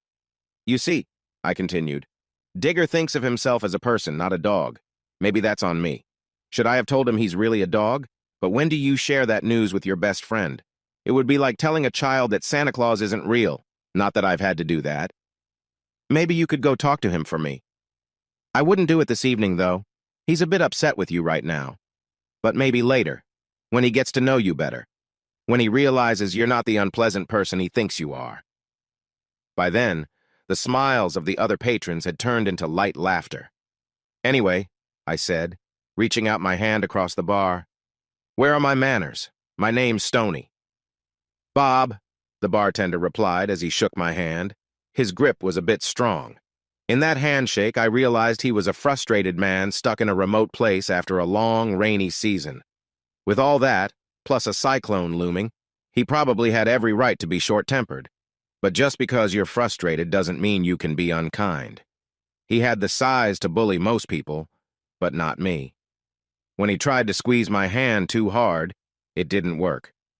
I pushed my palm firmly against his, stopping him from getting a good grip. I even pressed my finger into a sensitive spot on his wrist. When I pulled my hand away, he couldn't hold on anymore. "Now," I said. "What about my friend?" "Fine," he said reluctantly. "But if he bothers the other customers or makes a mess, he's out. And if he does make a mess, you'll clean it up." "That's fair," I replied. "But I expect you to keep quiet about him being a dog." "Okay," Bob agreed. I was just taking my first sip of beer after inviting Digger to join me when someone placed a drink on the bar and sat down next to me. I turned to see a very pretty woman. Her face looked familiar, but I couldn't quite figure out why. "Now that's the Stony Bork I remember, and—" "Respect," she said. The sound of her voice triggered a memory. I immediately recognized her. "Lieutenant Reynolds?" I asked. "Just plain old Miss Reynolds now," she said. "But I was Captain Reynolds when I was in the Army, and you can call me Amanda."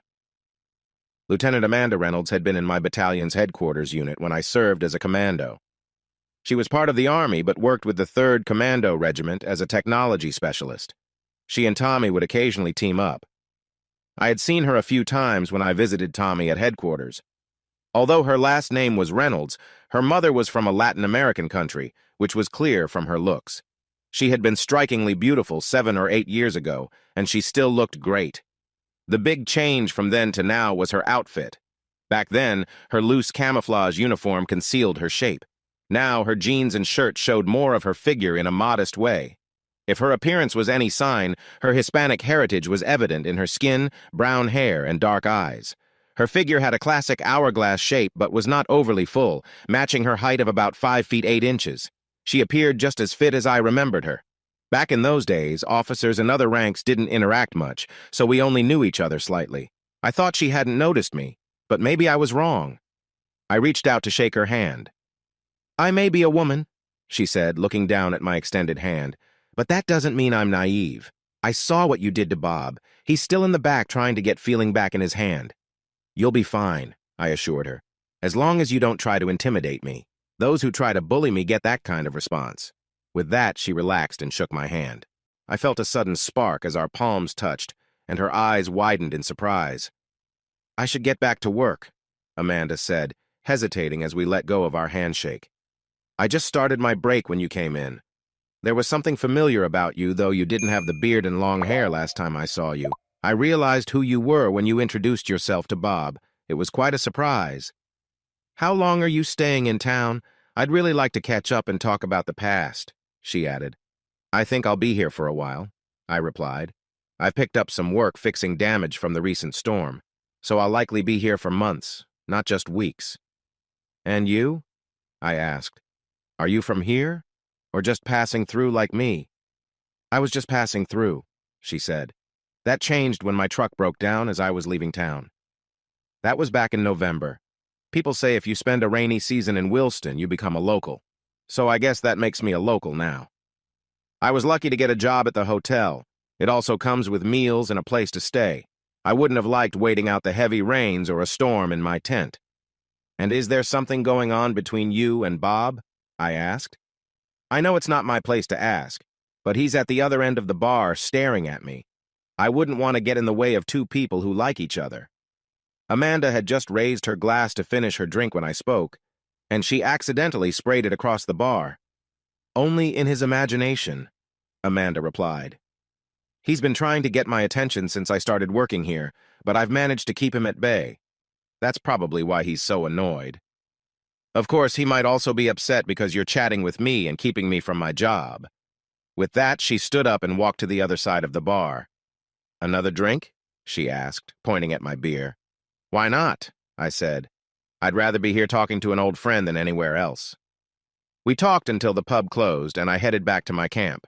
We planned to meet up the next night. As I walked back to my trailer, I thought about how Digger had acted around Amanda. As he often did with new people, he got up from my feet as soon as she sat down next to me and sniffed her. But unlike others, he laid down at her feet after he finished. Very odd, I thought. He's never done that before. Even when he sniffed Lizzie, who he accepted into our group, he came back and sat with me. I knew he was saying he thought Amanda was more than just another guest. But what did that mean? The only other time he lay at someone's feet was when he chose me as his lifelong friend. Was he saying something similar about Amanda? I felt puzzled. This was new territory for me, and I had only one experience to compare it to. In the next few weeks, my friendship with Amanda grew.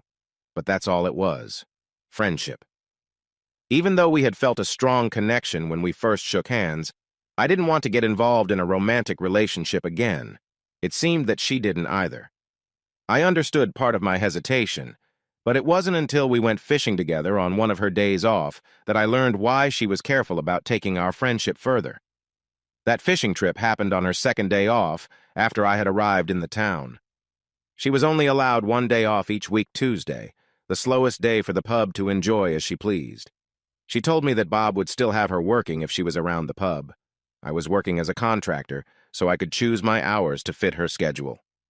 Tuesday seemed like a good day to take a break. We were sitting in a boat, casting lines toward the shore as the water flowed by, when she began to share about her life after leaving the army. I kept my relationships casual while I was in, she explained. I knew that marriages struggled during deployments, so I chose short connections instead. Most of them were with other service members, current and former, outside my area. After my time in the Australian Defence Force, I got a job as a program analyst in the IT sector. I quickly showed my skills and moved up in the company. That's where I met my future husband. He worked for another company in the same field, but had a bit more experience. I thought he loved me just as much as I loved him. 6 months after we met, he proposed, and we moved in together. We married 6 months later. During that year, I never saw any signs that he was anything but caring and kind. About a year after we were married, things changed. He got another promotion that required more travel than before. Where his earlier trips were just 1 to 3 days to different cities, he was now traveling internationally to places like New York, Beijing, Bangkok, London, and more. These trips lasted much longer, often 1 to 2 weeks. What he didn't tell me, and I found out at his company's Christmas party that year, was that his assistant was traveling with him. At the party, I met her. Not only was she attractive, but she was also very close to him. He spent more time dancing with her than with me. It was her who revealed their travel plans to me. She seemed to enjoy making it clear that they were close. I confronted him about this the next weekend. He apologized for not telling me about his assistant, but insisted that nothing was going on. He said, "I didn't want you to think I was cheating on you." I didn't believe him at all. The signs were obvious, and I was sure their connection didn't end when he returned home. There were simply too many late meetings and long staff gatherings on weekends. He would also come home smelling like her. There was also a noticeable distance between us. A couple doesn't go from being close every night to hardly ever in just 2 years. That doesn't make sense. Things got difficult early the next year when he returned from a trip. He suggested we try some games to spice things up. It turned out he wanted me to do things I wasn't comfortable with. First, he wanted me to let him tie me up and blindfold me, saying it would be fun for me. Then he asked if I ever thought about being with more than one person. When I asked him what he meant, he said, "With me and another woman or man." At that moment, I realized what he was hinting at. He wanted me to agree to have someone else join us. He wanted to change the nature of our relationship in a way I could not accept. I thought that saying no would end it. I was wrong. They ended up giving me something without my knowledge and acted without my consent. When I understood what happened, I packed my things and left. I spent the next week sorting out my life, including leaving my job and starting a divorce that would take a year to finalize. Then I hit the road. My lawyer recently told me the divorce papers were filed, and he had been informed. He believes I will soon be free from any ties to my ex within a few months. If it hadn't been for my truck breaking down, I would have been in Darwin, settled into a good job. Instead, I'm working behind a bar and dealing with the unwanted attention from a local man. "Did you tell the police?" I asked after thinking for a moment. "Why would I?" she replied. "I had no proof. It would have been a difficult case. I did have my lawyer inform their workplace about the affair, but they only faced minor consequences. From what I hear, they're still together. Our conversation paused when I caught a nice barramundi fish. It would make a good meal for the three of us when we got back to camp. "So what's your story?" Amanda asked curiously. "What brings a nice person like you here?" While I didn't share too much, I explained that I had a few bumps in my life that made me need a break. I've spent the last 6 months building my emotional defenses back up again. So, I wasn't ready to let anyone in, especially another woman. I was glad to have her as a friend, even a close one, but I wanted to keep our relationship just as that for it to work. No matter what I felt when our hands touched that first night we reconnected, I wasn't going to let myself get involved again. I didn't think she wanted anything more than friendship either. Like me, I believe she was still healing from her marriage ending. I'm sure she sensed there was more to my story than I was sharing, but she had the wisdom to let it go. Maybe she thought I'd open up when the time was right. "You're acting a bit different today, Stoney," Amanda said as we drove to Leichhardt Downs. I had promised the owner I'd come by to estimate some repairs needed on his property. The cyclone hadn't caused much damage, but a few staff houses required more skilled help than he could provide. "It's been a strange week," I replied. "It seems like things are finally coming together, and some issues that were bothering me have been fixed." "Like what?" she asked. "Like the materials I needed for the repair jobs finally arrived. Just in time, really. I was about out of things to do. And?" She encouraged me to go on. She seemed to know me better than I wanted. It felt like she could read my thoughts. "And I learned that someone I wasn't fond of had an accident in Beirut last Saturday, or maybe it was Friday. I've lost track of the time differences." "I guess that's what has put you in this mood," she said. "Surely hearing about someone having an accident can't be considered good news," Amanda replied. She looked surprised that I could think that way. "If you knew him, you'd understand," I said. "He had it coming. I'm just glad it wasn't me who was involved.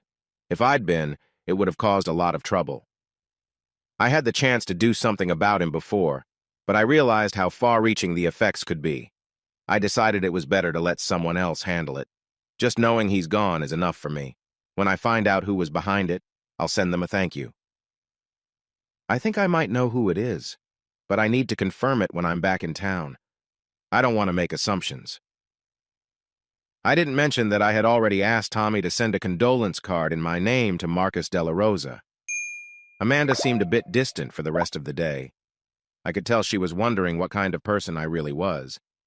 I knew then that I would have to share my whole story with her soon if I wanted to keep her as a friend. The day after our trip to Leichhardt Downs, I was invited to the police station to talk with the local sergeant. We had met when I first came to town, and I would see him now and then at the pub. Given that many people, especially those in law enforcement, knew about my dislike for Hamlin, it was easy to see why I was a suspect.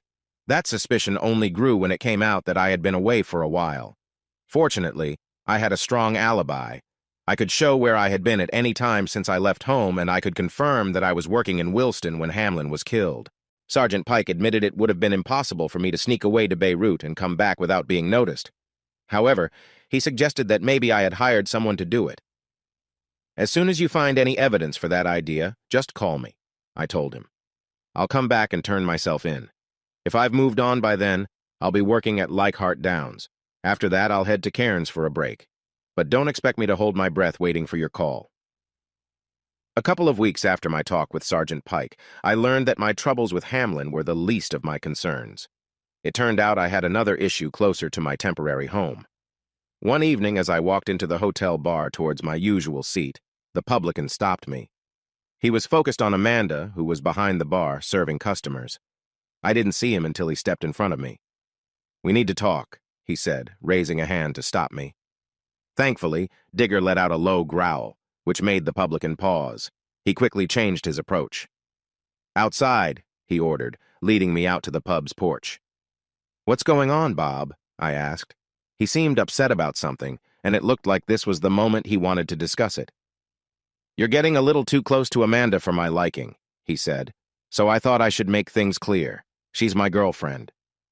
This is my way of politely asking you to stay away from her. She's off limits to you and anyone else who thinks they can take her from me. If you don't listen, our conversation will have to get tougher." "Wow, Bob," I replied. Why didn't you say something sooner? And why haven't you told Amanda how you feel? I'm sure if she knew you liked her, she'd clear things up with me and everyone else. But don't worry, my friend. Amanda and I are just good friends. We've known each other for a long time, and we're just catching up. I don't have any plans for more than that. If she thought our friendship might become something else, I'd be gone in a flash. You see, I've decided not to date anymore. If there was still a French Foreign Legion, I would have joined it long ago. The one thing I haven't given up is friendship. I won't let you or anyone else tell me who I can be friends with. I once had a wife who tried to do that. The lesson she learned was that I'm someone who enjoys my freedom. I wouldn't want to give you all the details on how she figured that out. Amanda is free to make her own choices. If she wants to spend time with you, that's up to her. The moment she says she doesn't want to be friends with me anymore, I'll happily move on. But to be clear, Bob, it will be Amanda who tells me to step aside, not you. And as far as you giving me anything more than a warning, feel free to try. I don't respond well to threats. I also don't show much kindness to people who try to hurt me. You almost lost your hand earlier when you tried to push me out the door. Trust me, that would be the least of your problems if you tried something more serious. I paused to let my words sink in before continuing. Now about you and Amanda, that's between the two of you. Tell her how you feel. You never know. She might feel the same way. If she does, that's great. You have my support. But if she doesn't like your approach and you pressure her into anything she doesn't want, you'd be in serious trouble. If she doesn't take care of it, I will. With that, I turned and headed back to the bar with Digger, ordering my first beer of the night. I must have left Bob thinking hard because he didn't come back into the bar for a few minutes. As I enjoyed my drink, I realized my time in Wilston might be ending soon. I knew I had a couple of weeks of work out at Leichhardt Downs before heading to Cairns, so I thought I should start getting ready and gathering supplies as soon as the owner of Leichhardt told me the materials were in. With the road starting to clear, that would probably be in about a week. Before leaving the pub that night, I pulled Amanda aside to share what I had talked about with her boss. I mentioned this before, Stoney, she said. I'm not interested in him. I know that, and you know that, I replied. But he thinks he's amazing and that you must be in love with him. I think he's shocked you haven't rushed to him already. That's how self-centered he is. Honestly, you should think about leaving this place. He's losing his patience. He doesn't seem like the type of person who will take no for an answer once he decides what to do. I would if I could, Amanda said. But my truck is still broken. The roads are closed, so the new parts haven't arrived yet. I have to wait until it's fixed. Then you'll be free of me. All right, I said. But if he tries anything, come to my camp. In the meantime, make sure your door is locked. He might try to break in. Thanks for the warning, Stoney, she replied. As long as he doesn't do anything sneaky, I should be okay. I don't think he's that clever, I said. But maybe I should leave Digger with you. I wouldn't give him to anyone else, but he seems to like you. I think he'll be happy to stay. Thanks for the offer, Stoney. But I believe I'll be fine. I doubt Bob will do anything. My worries came true when, 2 nights later, Amanda arrived at my camp looking hurt, with her clothes torn and bruises on her face. As soon as I saw her condition, I helped her into my truck, and we drove to the local nurse's house. The town was small and didn't have a hospital, just a little nursing station with the nurse living next to it. After examining Amanda, the nurse called the police sergeant, who got there in about 15 minutes. I'm sorry I didn't listen to you, Stoney, Amanda said as we waited. She insisted I stay with her while the nurse checked her injuries. I held her hand while she talked to the sergeant, and even from my side of the curtain, I could see some of her bruises. She explained that Bob had been drinking too much. He knocked on her door after she went to bed, saying he needed to talk to her. Knowing he might act up, she locked her door and held it shut with a chair. But since he was drunk, she told him she was tired and he would have to wait until morning. Then suddenly he was trying to force his way inside, yelling that he was fed up and was going to take what he thought was his. When she tried to push him away, he started to rip her clothes and hurt her. That's when my training kicked in, she said. I punched him in the stomach. When he bent over, I hit him in the face with my knee. Then, while he was on the ground, I kicked him in a sensitive spot. Once he was not able to move, I quickly put on my shoes and ran to Stoney's camp for safety. So, you are saying that while he tried to go too far, nothing actually happened? The sergeant asked. Yes, that's right, she replied. When I left him, he had his shorts around his ankles. I did think he looked smaller than I expected. "Did you bring your keys with you?" Sergeant Pike asked. Amanda reached into her shorts and pulled out one key. "This is for the guest's entrance," she said. "Mr. Bork, please come with me," the sergeant said. "I may need some help with Mr. Finch. He's not so easy to manage." After promising Amanda I would return, I followed the police officer. We found Bob Finch just where Amanda had left him. He was lying curled up on the floor with his shorts around his ankles and was in quite a mess. Surprisingly, he was not awake. He was asleep. His breathing was heavy because he had to breathe through his mouth as his nose was pressed against his face. Sergeant Pike took out his phone to take pictures of the scene. "Can you find a bucket and fill it with water, please?" the sergeant asked. "I wouldn't want you to get any mess on you while carrying him down the stairs." "I've been looking into your situation since our last talk," he said. "It seems Mr. Finch is very lucky it was Miss Reynolds who dealt with him and not you. I'll make sure he knows that when he wakes up in his cell tomorrow. Of course, I won't tell him everything I know, but he will hear enough to be scared." If he had completed what he intended, I would have had no problem making sure he faced serious consequences. But since he didn't, Miss Reynolds gave him the punishment he deserved. I'm not saying he shouldn't be held responsible for what he did, though. I think I have a solution that will help both Miss Reynolds and Mr. Finch. If everything goes as I hope, we can meet everyone's needs, and the town won't have to deal with the foolish choices of one resident. As you know, a pub is very important to a town like this. Without it, the community would fall apart. I want to keep the pub open if we can. When Amanda and I left Wilston 2 days later, I had arranged for a team from Phoenix Constructions to finish the work I had started, and Amanda had received some money in her bank account. The first amount, $10,000, was a reward from Bob Finch for her work. The second transfer was for $25,000 to pay for a second-hand Toyota Land Cruiser truck. The price was based on its value for that year and model, as suggested by Sergeant Pike. The only downside was that Amanda would need to travel with me until we reached Cairns, where she could buy a new truck. During the 2 weeks at Leichhardt Downs, Amanda showed she could be a great helper. She picked things up quickly and soon knew what I needed at each step of the project. By the time we left, we were working well together. It was also at Leichhardt Downs that our connection grew. One evening after dinner, we sat by the campfire, and I felt it was the right moment to let her see who I really was. After I shared my story, I saw tears rolling down her cheeks. She stood up, came over to me, and hugged me tightly. I could feel her warmth against me. "We're not all like that," she whispered, as she rested her head against my chest. Then she took my hand and led me into the camper tent to her bed. I had given her the larger bed, while I slept on the floor with my sleeping bag. Digger, my dog, always found a spot near me. As we lay together on the soft mattress, we just held each other and looked into each other's eyes. We were fully dressed, and there was no need for words. The looks in our eyes said everything we needed to know. We must have been lying there for a while when I felt Amanda move closer to me. That was when the excitement began. It started with soft, gentle kisses that grew more urgent as we let our feelings take over.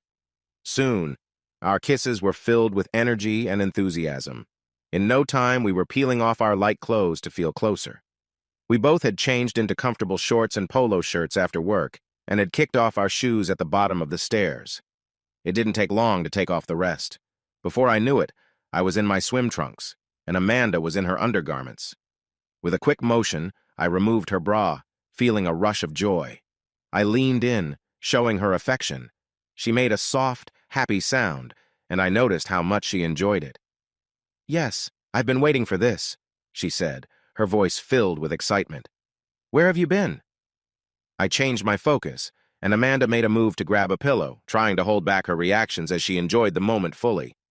Our dog, Digger, was feeling anxious. He could hear Amanda but couldn't reach us. I calmed him down, assuring him that everything was fine, and we were just having fun. "Are you sure? I'm starting to worry about what might happen next," Amanda said, catching her breath. I knew I was sensitive, but this is surprising. "I didn't know either," I replied. "What I do understand is that everyone is unique. I'm curious about you and how you respond to different things. Maybe I should grab a notebook to keep track of what works and what doesn't," I joked. "Don't you dare!" She feigned anger, her eyes sparkling. "You can't leave until we finish having fun." "Okay, I'm coming back to you," I laughed, following her lead. Strangely, I didn't mind her teasing. If it had been someone else, I might have reacted differently. But with Amanda, it felt right. There was a sense of ease in the air, as if everything happening was lighthearted and free of tension. Amanda and I shared moments of closeness, letting our laughter and connection guide us. Time seemed to blur as we enjoyed each other's company, exchanging smiles and words that carried unspoken understanding. As the evening progressed, the atmosphere became calmer. I lay beside her, reflecting on how naturally we had grown comfortable with one another. Amanda rested her head against my shoulder, her breathing steady as the night wrapped us in its quiet embrace. In the early hours of the morning, I woke to find her already awake, moving gently beside me. Her calm and unhurried demeanor was a testament to how relaxed and at peace we both felt. We stayed like that for a while, simply enjoying the warmth of each other's presence as the first light of dawn began to filter through the windows. The connection we shared was undeniable, built on trust and mutual care. It wasn't about words or actions, but about being present for one another in that quiet moment.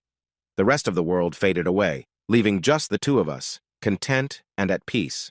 Seeing that I was awake, she sped up a bit, guiding us to the top of a big wave of excitement. As we both felt a rush of happiness, she leaned in and kissed me. Our combined cheers were quieted by our kiss. "I'm sorry, Stoney," she said as she relaxed against me. "I didn't mean to catch you off guard, but I noticed you and couldn't hold back." "I forgive you, Captain," I replied. "It's up to the officers to lead as they choose." "Nice joke, Sergeant," she said as she got up. She quickly put on her clothes and hurried off to the tent to freshen up. By the time she returned, I had done my morning routine and started our fires. One for boiling water for our coffee and another for our shower. Amanda made the coffee while I took a shower. After we both dressed for the day, we went to the kitchen for a hearty breakfast. After that night, I only used my bedroll during our overnight stops as we headed toward Cairns. Amanda had her own bedroll too, and on those short breaks, we would set up a double bed and sleep close together. Tuesday, June 14th, Saturday, June 18th, 2022. With her help, I managed to cut a few days from my travel schedule to Leichhardt Downs, and we were heading east 3 days sooner than I expected. This gave me some extra days to enjoy before reaching the eastern coastal city. With the 4 days I planned for the trip, we now had a week to fill before I had to be in Cairns. I had a surprise ready for Amanda, but timing was key for it to work out. I wasn't looking forward to saying goodbye once she found another vehicle and continued her journey. I knew Digger would miss her, and I, against my better judgment, had developed feelings for her. When we reached Normanton, I refueled and stocked up on fresh and canned food supplies before heading north towards the small fishing town of Corumba. "Where are you taking me, Stoney?" Amanda asked as we left the town. "I hope it's a nice place where you don't plan to keep me hidden and use me for something shady." "Nothing like that, my dear," I replied. "At least not yet. I just thought you might enjoy some fresh prawns. You can't find any better than those caught in the Gulf of Carpentaria and brought in at Corumba." "Oh, well," she said. "If I'm not going to be having an adventure, I guess I'll settle for prawns. But I must admit, it's not my first choice. I hope you don't mind if I just sit over here and sulk for a bit." I couldn't help but laugh. This woman was not only beautiful, but she also had a special sense of humor that made me smile. Sure, Kate had been funny too. But no matter how close we became, there was always something keeping us apart, a wall built from secrets we couldn't share. With Amanda, things were different. We both understood what the other had been through and didn't feel the need to hide our pasts. I knew I had fallen in love with her, even if I hadn't said it out loud. Still, I felt I would be losing her soon. I asked myself if I was simply putting off the end by taking the long way to the East Coast. Shouldn't I just take the quickest path and get it over with? Those thoughts were too deep for me, so I listened to my instincts. They had guided me well before. My main question was whether I was listening to my gut or my heart. If there was a bright side to the COVID pandemic, it was that the lockdowns in the southern states had kept many travelers away. Normally, finding a campsite in the Corumba Caravan Park would be a struggle. This year, however, we could choose where to stay. Once we set up camp, Amanda, Digger, and I walked to the tavern for dinner. We had just sat down when a drunken man approached Amanda, thinking he had a great offer. "Would you like a tour of my boat?" he mumbled. "No," she replied. "But my husband here loves fishing. He might be interested." "Yeah, nah," the man said as he walked away. "I prefer female crew." "Husband?" I asked. It keeps things simple, she responded. A few minutes later, another man spoke up from behind me. You're right to say no, he said with an English accent. That guy is a foolish drunk. He owns a dirty fishing boat and treats his crew badly. I run a large new prawn trawler, which I would be happy to show you. I wondered what was wrong with people like him. Did they think they could ignore Amanda's partner so easily? I turned to look at the man. He was handsome, fit, and slightly taller than me. He was well-dressed and had a neat beard. He looked the part of the captain of a boat that matched his bragging words. Captain Alistair Littlemore, he said with pride, extending his hand to Amanda. Well, Captain Littledick, Amanda replied, looking at his hand with disdain, I must say you're better than my last suitor. But if you saw me turn down your friend's offer, you know I have no interest in fishing or boats. My husband is the fisherman. I'm sure he would like to see your boat. But thank you, but no thank you. Good for you, I thought. Not only did you insult him, but you also insulted his boat. It took Captain Littlemore a moment to grasp Amanda's meaning. Once he did, his face turned bright red. You, disrespectful woman, he spat as he raised his hand. You need to learn some manners. As he brought his hand down, I quickly struck him with my elbow in a sensitive spot between his chest and stomach. He doubled over, and his face hit my knee. I heard a crack as he fell to the floor. It seemed true that bad luck comes in threes for Captain Littledick. As Amanda stood to see if I was okay, she tripped over Digger, who was growling and getting up to protect her. She fell onto her knees, but luckily the fall was softened by the captain's body. He let out a loud scream. He screamed again as Amanda stumbled while trying to get up. He might have liked to know that only one of her knees brushed against him that time. Once I helped Amanda back to her seat, I turned to the bar and called the barman over. I told him that one of his customers had slipped and might need help. Then I asked him to refill our drinks. With the noise settled, Digger curled up at our feet and went back to sleep. I'm not so sure I want to be your husband any longer, I told Amanda. You seem to draw a lot of trouble. So it's a divorce then, she asked. Maybe I shouldn't have been so tough on Captain Littledick. Do you think I've made it impossible to be on good terms with him? I think you might have, I replied. It's a shame, really. He seemed like he could be a good husband.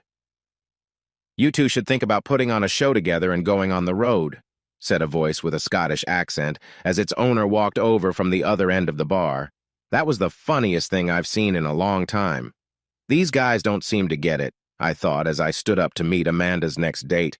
I heard a groan from the captain as our new visitor lifted him from the bar and set him down in a clear spot in the middle of the room. Just to let the medics get to him, said the big Scotsman with a red beard. Who would have thought I'd run into the horsemen in this out-of-the-way place, he continued. And who is this lovely lady with you, Stoney? It took me a moment to recognize the man behind the beard. I realized I was facing one of my old friends from the military. Brave Haggis, I exclaimed, opening my arms for a big hug. Amanda, I said after my old friend released me. This is Rory McFarlane. Rory was one of the best in our squad when we served together, and I don't say that just because he saved me a few times. Rory, this is Amanda Reynolds, my close friend and travel partner. Amanda was also in Afghanistan, but she was in the headquarters company. You probably wouldn't remember her since you didn't often go to HQ. Oh, I remember the lieutenant very well, he replied.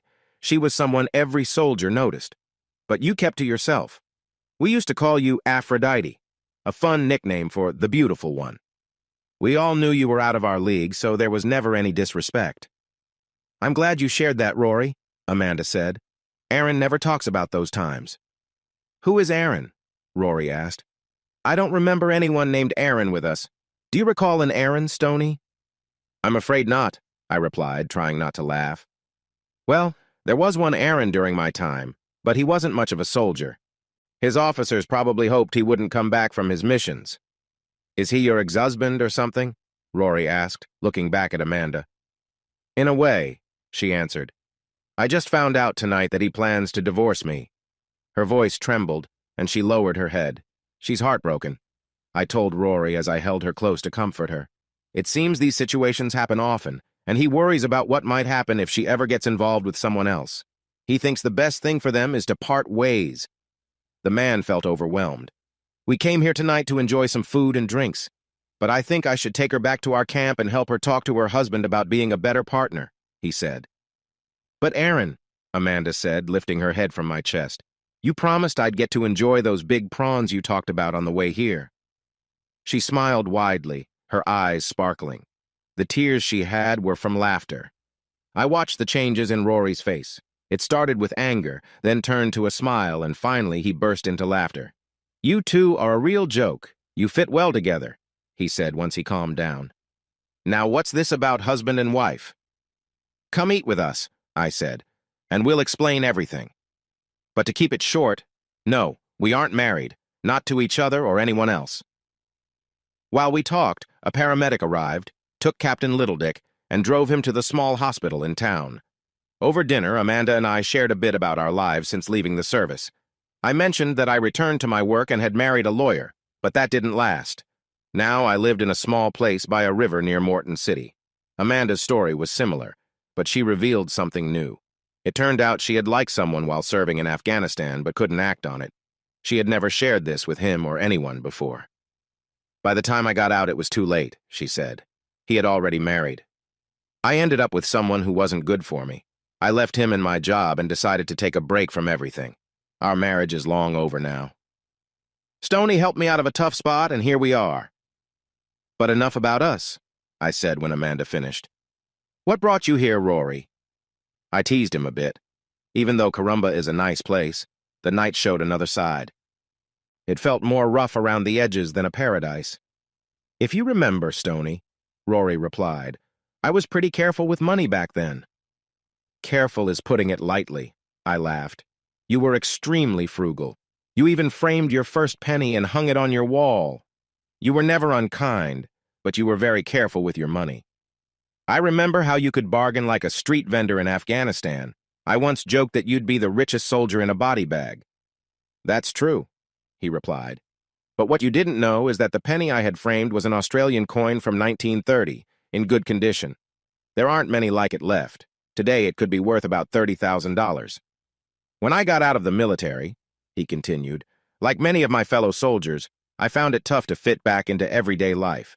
I had no special training or degrees to fall back on after my service, but I had that one skill you mentioned, trading. I did pretty well as a day trader, even while I was in Afghanistan. After I left, I focused on improving my trading and saved up quite a bit of money.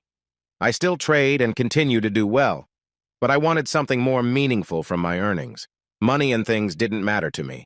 I missed the thrill and excitement that came with being in the heat of action, but I wanted it without the violence. I was done with harming others. I started searching for something exciting in the least expected places. I heard a rumor that this tavern was for sale. The last owner had run it for 10 years and was just worn out. To make a long story short, I bought it. Here, like in Iraq and Afghanistan, life is mostly calm, with a few moments of thrill to break the routine. Your visit was one of those moments. It's surprising how many veterans stop by during their winter trips. I even have a fishing guide I work with and promote that along with other services in magazines that veterans read. Sure, female company can be scarce sometimes, but you'd be surprised by how many adventurous single women pass through here during the dry season. There are also a few women who live here and appreciate some company when the roads are blocked during the wet season. If it gets too quiet, I can always take a trip to Cairns for a week to recharge. After sharing about our lives, we moved on to more general subjects. Later, when Amanda stepped away to the restroom, I asked Rory if he could join me on a weekend trip to Cairns on the 25th and 26th of the month. I know it's the busiest time of the year for you, I said, but I've set up a meeting on the East Coast that I think you'd really enjoy. Just to let you know, if you choose to join us, I can pretty much promise you won't be lonely around the ladies. Just don't mention Amanda to anyone, and keep what's between me and her a secret. I want it to be a surprise for both of them. What I wasn't sharing with him or Amanda was that we were meeting Tommy Jones. He had told me he was going to Cairns for a little getaway and had invited me to come along. As far as he knew, I was single and could use a break myself. I had accepted his invitation but didn't tell him about Amanda. I wanted that to be a surprise. If Rory joined us, it would add to the fun. I'd love to come, Rory said. I have a reliable bar manager who can handle things while I'm away, so I'm in. I'll fly out Friday and be back Monday. Just let me know where to go and when. And I won't say a thing about Amanda. Great, I replied. I'll make some plans and get back to you soon. By the way, I added, do you have any repairs you need help with? I brought my tools. That's how I've been funding my travels while wandering around. You provide the materials, our meals, and a few drinks, and Amanda and I will help out.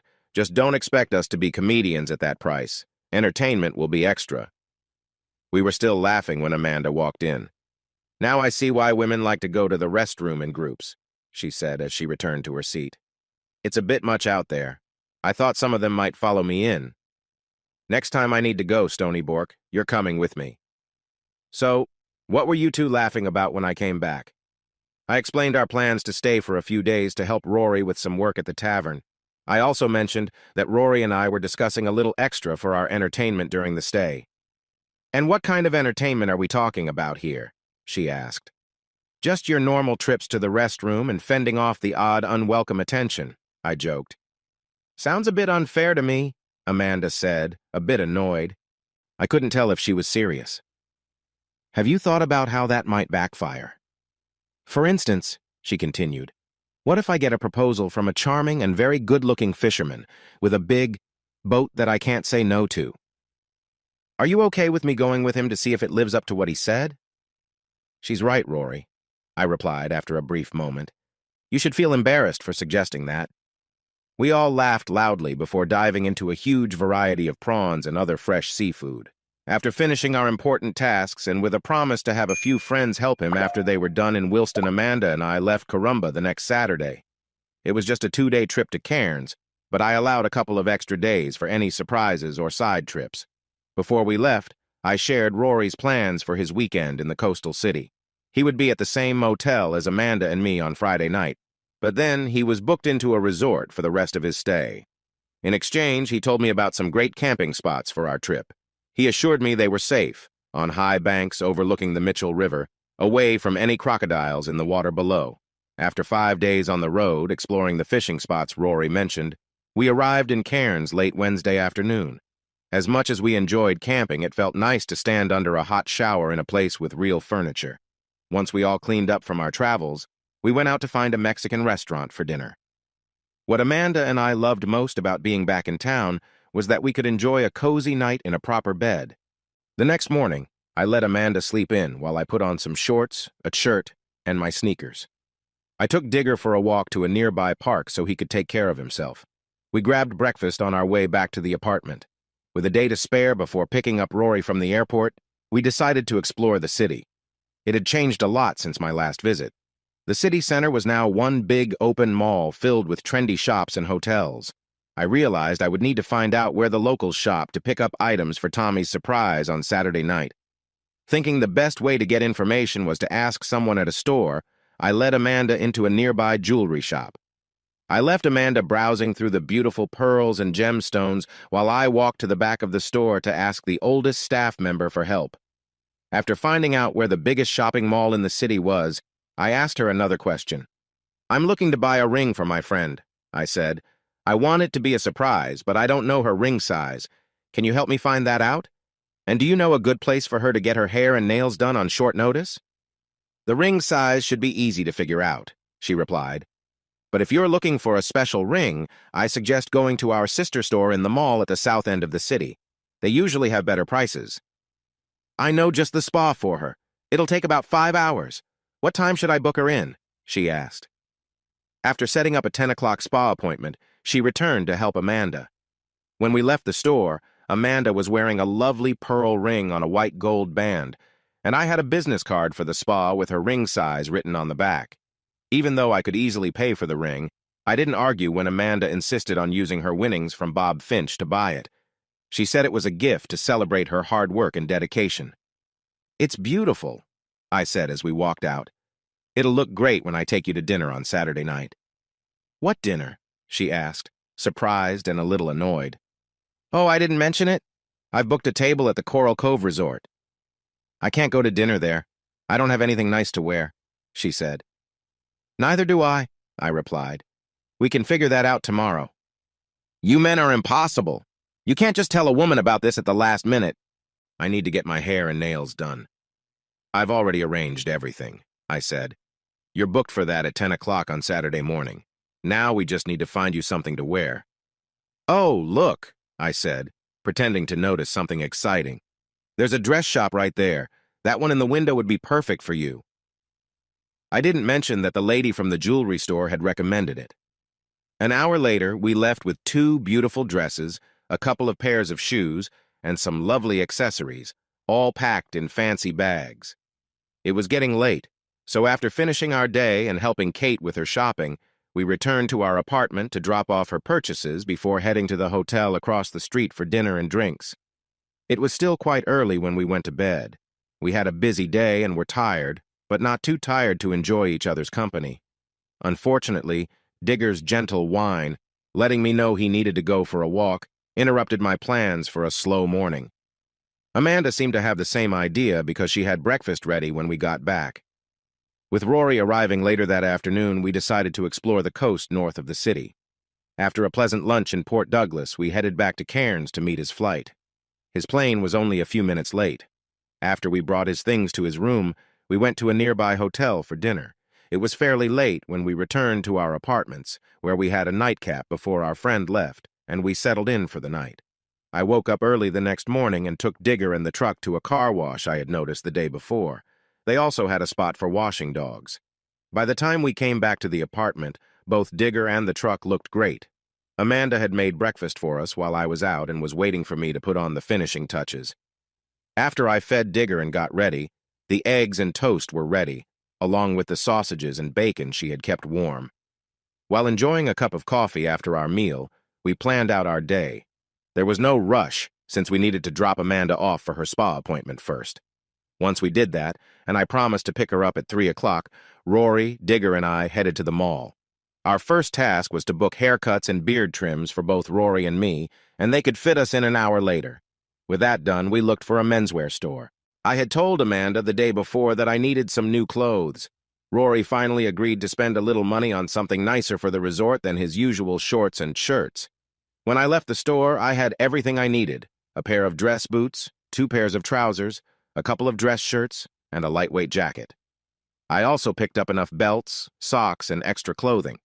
I left everything with the store to be picked up later, as the trousers and jacket needed some adjustments, which would take a couple of hours. Rory also treated himself to a few new items and decided to let them handle the changes for him to pick up later, too.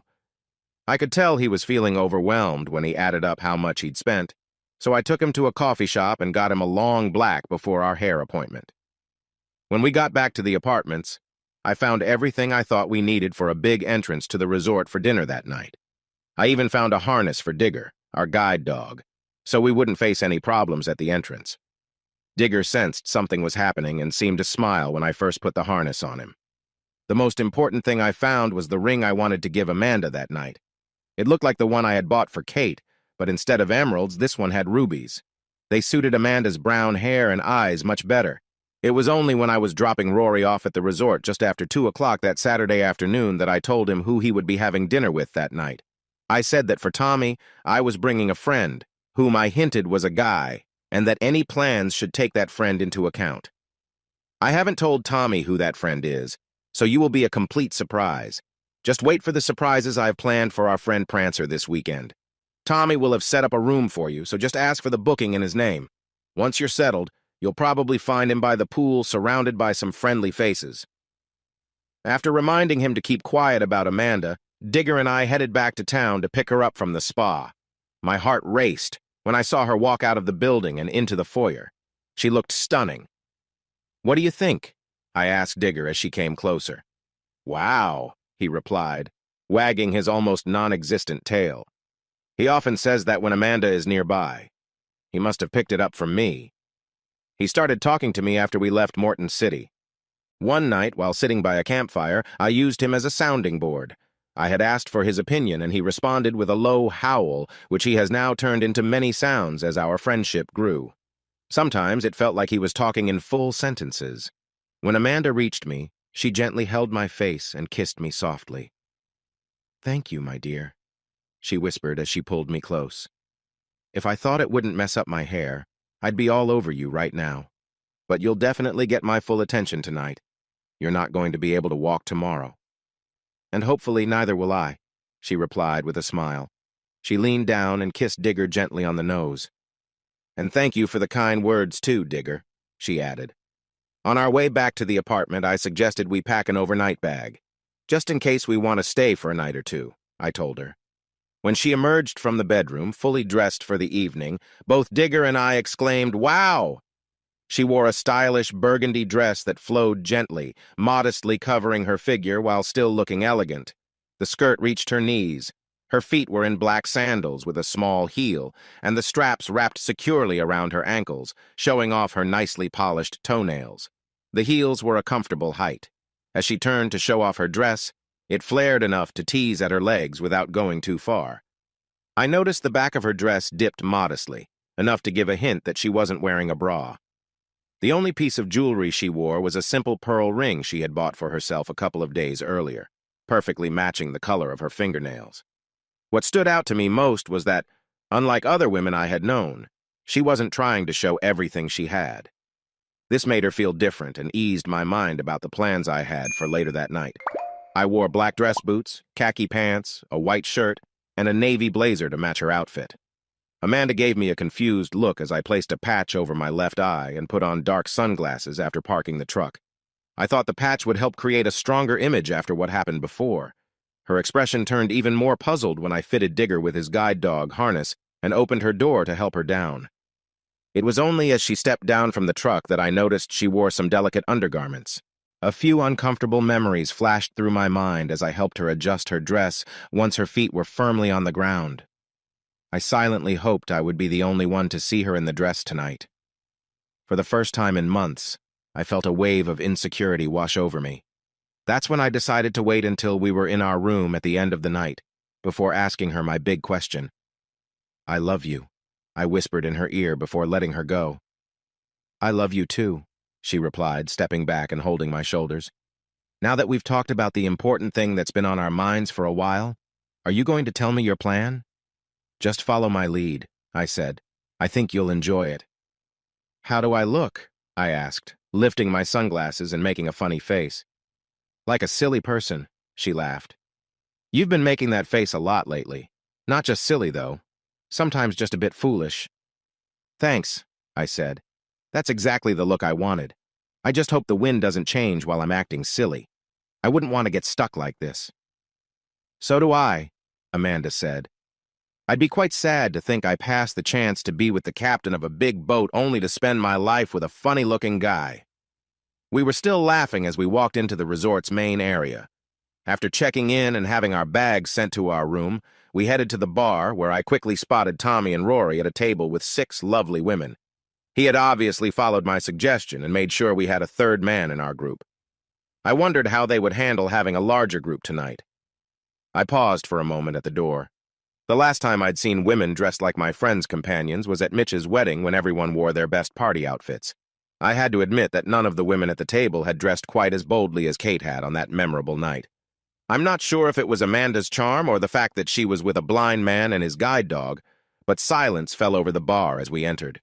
Even someone unable to see would know everyone was looking at us. Rory was the first to notice us. He leaned over to Tommy to let him know we were here. I couldn't hear their conversation, but it was enough to pull Tommy's attention away from the woman he was talking to. It still took him a moment to recognize me. The beard, the sunglasses, the dog, and the beautiful woman with me must have confused him. He looked back at Rory as if to confirm what he was seeing, but his mind hesitated. "Well, look who we have here," he shouted once he understood. He quickly stood up and rushed over to greet us. "Ruprecht," he exclaimed, "you finally made it." He clearly remembered our talk before I left for my trip. Amanda looked at me, raising an eyebrow. "I'll explain later," I whispered to her. "This is just the start." Digger growled as Tommy reached to give me a friendly hug, stopping him mid-step. "It's all right, buddy," I said to my dog. "He's a friend. Tommy," I continued, "please shake hands with Digger. He's been with me since I left home." The man and the dog exchanged greetings, and Digger happily welcomed Tommy. "Now, Tommy," I added, "I'd like you to meet my other traveling companion. Amanda, this is Tommy Jones, an old friend. I'm sure you'll be amazed by his wild stories as the evening goes on." "You must be the Tommy Jones Aaron talks about all the time," Amanda said, extending her hand. "He called you Prancer sometimes. I wonder how you got that name." Well, Amanda, I'm afraid I can't be quick on my feet with just one leg, Tommy replied with a chuckle. But I'm excited to hear how the two of you met and why you chose to travel with a wandering carpenter. Come join us, he said. He still hadn't figured out who Amanda really was. He thought she was just someone I had met along the way. I sensed he thought he could charm her away from me during the night. I hoped he was in for a surprise. Tommy led us to the table and introduced us to his friends. We pretended Rory hadn't met Amanda, though I felt we nearly gave it away when Digger stayed calm during Rory's friendly hug. Luckily, Tommy didn't notice. I noticed, though, that while Tommy placed Amanda to my right, he also positioned her between himself and me, the sly guy. I also saw that he went into the restaurant first, likely to arrange for another seat at his table. After taking my place, I scanned the bar. There were quite a few young men gathering. I guessed that by the time the live music started, there would be at least 2 men for every woman in the room. It felt like a group of sharks around a school of fish. Tonight would be a big moment for Amanda. Once seated, Tommy made his move to chat up Amanda. I feel like we've known each other before, he said quietly. I really think we were very close, maybe even meant for each other. That wasn't a bad way to start. I have a funny feeling you might be right, Amanda replied. I can't quite remember when or where, but I know it will come to me. Do you think we might have worked together at some point? She seemed to know how to play this game. No, Tommy said. I definitely remember someone as lovely as you. I'm talking about meeting in another life, at a different time. You know, like in that TV show, Outlander. He was making his move with purpose. I loved that show, Amanda said. Yes, maybe you're right. That's how I feel about Aaron. Maybe you were one of his friends back then, too. I hope you weren't his enemy. She was making her own strategic move. I started to slow down on my drinks after the first few and decided not to take another round. It was time to shake things up a bit. I told Amanda she could have some fun tonight, I said. She deserves it, poor thing. She's been stuck in the middle of nowhere all wet season. So I offered to drive. Everyone at the table stopped talking and looked at me, then at Amanda. Even Tommy and Rory seemed surprised, with Rory trying not to smile. Attention shifted back to Amanda. Oh, yes, she said. He often drives me home when I've had too much. Digger helps him, or so he says. Usually I'm too out of it to notice what's going on. He hardly bumps into anything, or anyone. Well, there was that one time, but let's forget it. It's all in the past now. People get lost around here all the time. That's why he keeps an eye on how much he drinks now, or as he likes to call it, his aim-straight sipping. If he goes overboard, he's not much help. Oh, she's good, I thought. She's got them right where she wants them. If she keeps this up, I might have to give her a reward. Our little conversation was interrupted when the maitre d' came over and told Tommy his table was ready. I squeezed Amanda's hand to encourage her before we stood up. She steadied me as I swayed a little. You're a real talent, I whispered to her, leaning in to give her a quick kiss on the cheek. I liked how you let Tommy down gently. If I didn't already care for you, I surely would now. I especially enjoyed the Outlander story. It was all true, she said softly. Maybe that's something we should discuss later, I whispered. Then I shared my plan with her and asked for her help if Tommy started to hesitate. I also set her up for the big moment. I told her to go ahead so I could have a quick chat with Tommy about his plans for the night. I waved him over as she walked into the restaurant. It looked like Rory was already in charge of the seating and was helping everyone find their places. Amanda has given you the chance for our little show, I said to him. Just bring up the subject when you want to start. Then, just follow my lead. Or even better, let Amanda take charge. She's quick on her feet. Oh, and just so you know, she's not available for you or anyone else. We're serious about each other, so keep your distance. It seems like you and Rory will have plenty to do tonight anyway. Got it? I got it, my brother, Tommy replied. I'll keep my distance, but I really feel like I've known her before. It's strange. You might be right. Maybe you'll remember before we leave on Monday morning. While Tommy went into the restaurant, I took Digger outside for a moment. After a quick stop to wash my hands, I joined everyone at the table. The seating was the same as before, but I noticed Tommy and Amanda were chatting like they were good friends, not like hunter and prey.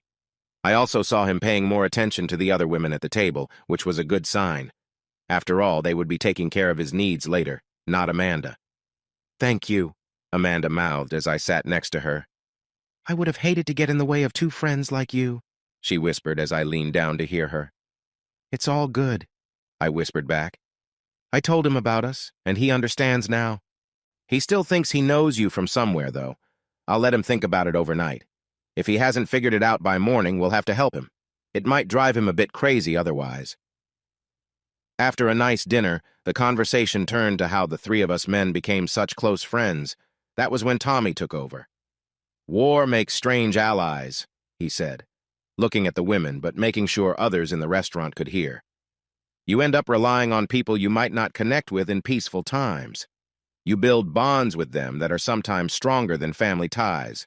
We become brothers. He then explained that, besides being soldiers, each team member had a special skill to share. Rory, for example, was not only brave and a great shot, but he also had a talent for finding things we needed.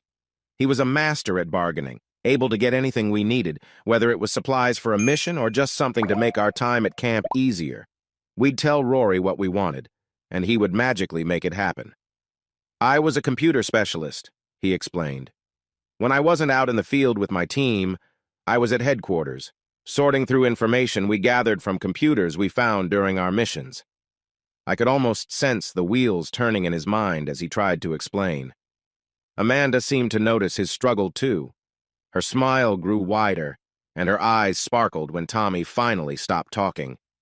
Tommy turned to her, recognition lighting up his face. The connection between their past experiences clicked in his mind. "Amanda Reynolds!" he shouted, wrapping his arms around her. "The geek goddess!" "Have I told you how annoying you are, Stoney?" he said, glancing at me over Amanda's shoulder. Rory and I burst into laughter. "And you too, Rory. You knew, didn't you? You knew and didn't say anything. What kind of brother are you? I can believe it from Stoney, but you?" Tommy was almost in disbelief. I admired his ability to hold back his excitement. If we were anywhere else, he might have been shouting. "I knew we had met before," he told Amanda after letting go of her and looking deeply into her eyes. "Every guy who walked into that place had a crush on you. The only thing stopping us was the Army's rules against dating. That, and the strong walls you built around yourself. Now you're back in my life, and I find out you're with the toughest guy I know, who also happens to be my best friend. Maybe one day you'll see the light and leave him. If you do, I'll be here, ready to step in. Until that day," he said with a sad smile, "I'll accept defeat and take a step back to heal my heart." The guy was being so dramatic that I thought he might actually cry. I noticed a tear slip from Amanda's eye as she turned back to me. "He's just joking," I whispered, pulling her into a comforting hug. "Wait and see what happens next." Suddenly, all 6 girls who had come to dinner jumped up and rushed over to him. I glanced at Rory, who was trying hard to hold back his laughter. Like me, he had seen Tommy tell stories many times before. After comforting our host, the girls returned to their seats. They looked at me with disapproval as they sat down, thinking that since I was blind, I couldn't see them. What they didn't realize was that the eye patch I wore had a special mesh that allowed me to see just fine. Our big table was tucked away in a corner of the resort's dining room, giving me, Tommy, and Amanda a view of everyone else. Rory sat against the wall, which helped him see almost everything in the room. The chef at Coral Cove Resort had a great reputation, and the restaurant was full of people of all ages. Some were old enough to have served in Vietnam, while others looked like they might have been involved in more recent conflicts. Tommy's loud comments had caught the attention of the people nearby. It was hard for anyone not to notice that we were a group of veterans sharing our stories with our girlfriends. After making a show of wiping his eyes, Tommy continued with his tale. "Okay," he said, "I've talked about Rory, whose nickname was Brave Haggis, and me. My nickname was Prancer. I won't explain how I got that name, but let's just say I used to move quickly. That was back when I had both legs. The woman sitting next to me on my left was part of our team during that tough time. She didn't get a nickname since she was an officer, but she did earn a title. Amanda was called Aphrodite. Like the goddess, she seemed distant from us ordinary soldiers, except for one lucky guy. That lucky guy is sitting on her other side, my friend, Aaron Bork. And about how I lost a leg, that's a story for another time. If it wasn't for Aaron, I wouldn't be here. Aaron had 2 nicknames during his time in the Middle East, depending on who we were fighting. To us, he was known as Stoney. but to the other side he was called the Horseman. Suddenly, a voice called out from across the room, "I remember the Horseman! He helped me out more than once!" The man's voice grew louder as he made his way through the tables toward us, using crutches to support his prosthetic legs. His companion, either his wife or girlfriend, was helping him by clearing chairs and moving other guests aside. I stood still as he walked around the table to me, extending his hand. I shook his hand and pulled him into a friendly hug. "Take a seat, brother," I offered after he introduced himself and his wife as Ron and Rita Bonner. Then I asked two of Rory's girls to give up their seats for our new friends, signaling for Rory to find some extra chairs for the table. "Don't mind the scene tonight," I whispered to Ron. "I mean, no offense to you or anyone else here. We're just having a bit of fun." "Go for it, Stoney," he replied. "I could use a good laugh. And thank you for helping me on that day I thought I might not make it. Horseman." "The pleasure was all mine, my friend," I replied. Even more so since I got to deal with a few troublemakers in the process. With Ron and Rita seated and the girls in their new chairs, I nodded for Tommy to continue. As I mentioned, commandos have many skills. They are riflemen, but also need to specialize in other areas. Stoney's specialty is as a marksman. He's not just any marksman, but one of the top snipers in the field. We were fortunate to have him to cover us when we faced danger. Even though our little act was meant for our table, I noticed that everyone in the restaurant was listening closely to what we were saying. When Tommy mentioned our plans to catch up on his next trip to Cairns, he joked about an eye patch and cross-eyed looks, reminding me of a funny moment I had seen in a movie or read about long ago. I couldn't quite remember. I decided to include something like that in my performance. That morning, while exploring a thrift store, I found something I thought would add a fun twist. At first, I thought I would only be entertaining those at our table, not a whole room of diners in a nice restaurant. Feigning embarrassment, I pulled out a handkerchief from my pocket and took off my sunglasses to wipe my forehead. The girls at our table gasped, a reaction echoed by Ron and Rita and others nearby who noticed my right eye looking different because of the eye patch. Guests in the back of the dining room started moving closer to see what everyone was reacting to. "I thought you said he was a sniper," I heard a woman say to her partner. "How can he be a sniper when he's cross-eyed?" She had unknowingly helped my act. Several people turned to look at her, surprised by her bluntness.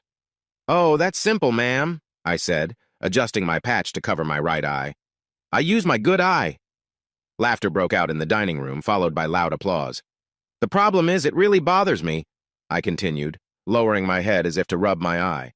"So I only use it when I need to shoot." As I raised my head, I closed one eye and held up the glass eye I had found at a charity shop, showing it between my fingers. The laughter faded, and the room fell quiet. "Just kidding," I said, putting the glass eye in my pocket and opening my left eye to reveal my real eye. The room erupted into another round of applause. I lowered my sunglasses and poured some champagne into a glass. With Digger's help, since I still had to act blind for the hotel staff, I got up from my seat and approached the woman who had played along with me. I offered her the glass of champagne to thank her and apologize for any embarrassment I had caused. She accepted both the drink and my apology, laughing when I lifted my sunglasses and eye patch to reveal my two normal eyes. "Please keep this a secret," she said, "or they might throw me and my guide dog out." After I promised to share the story later if she and her husband joined us, she agreed to keep it quiet, pretending to zip her lips. Once my act was over and everyone returned to their seats, we moved to the table Tommy had saved for us in the bar. That was when my nerves began to rise.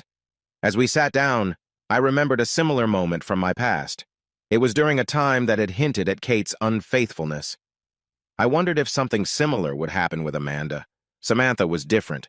She had always enjoyed flirting, so her dancing with others at such events had never concerned me.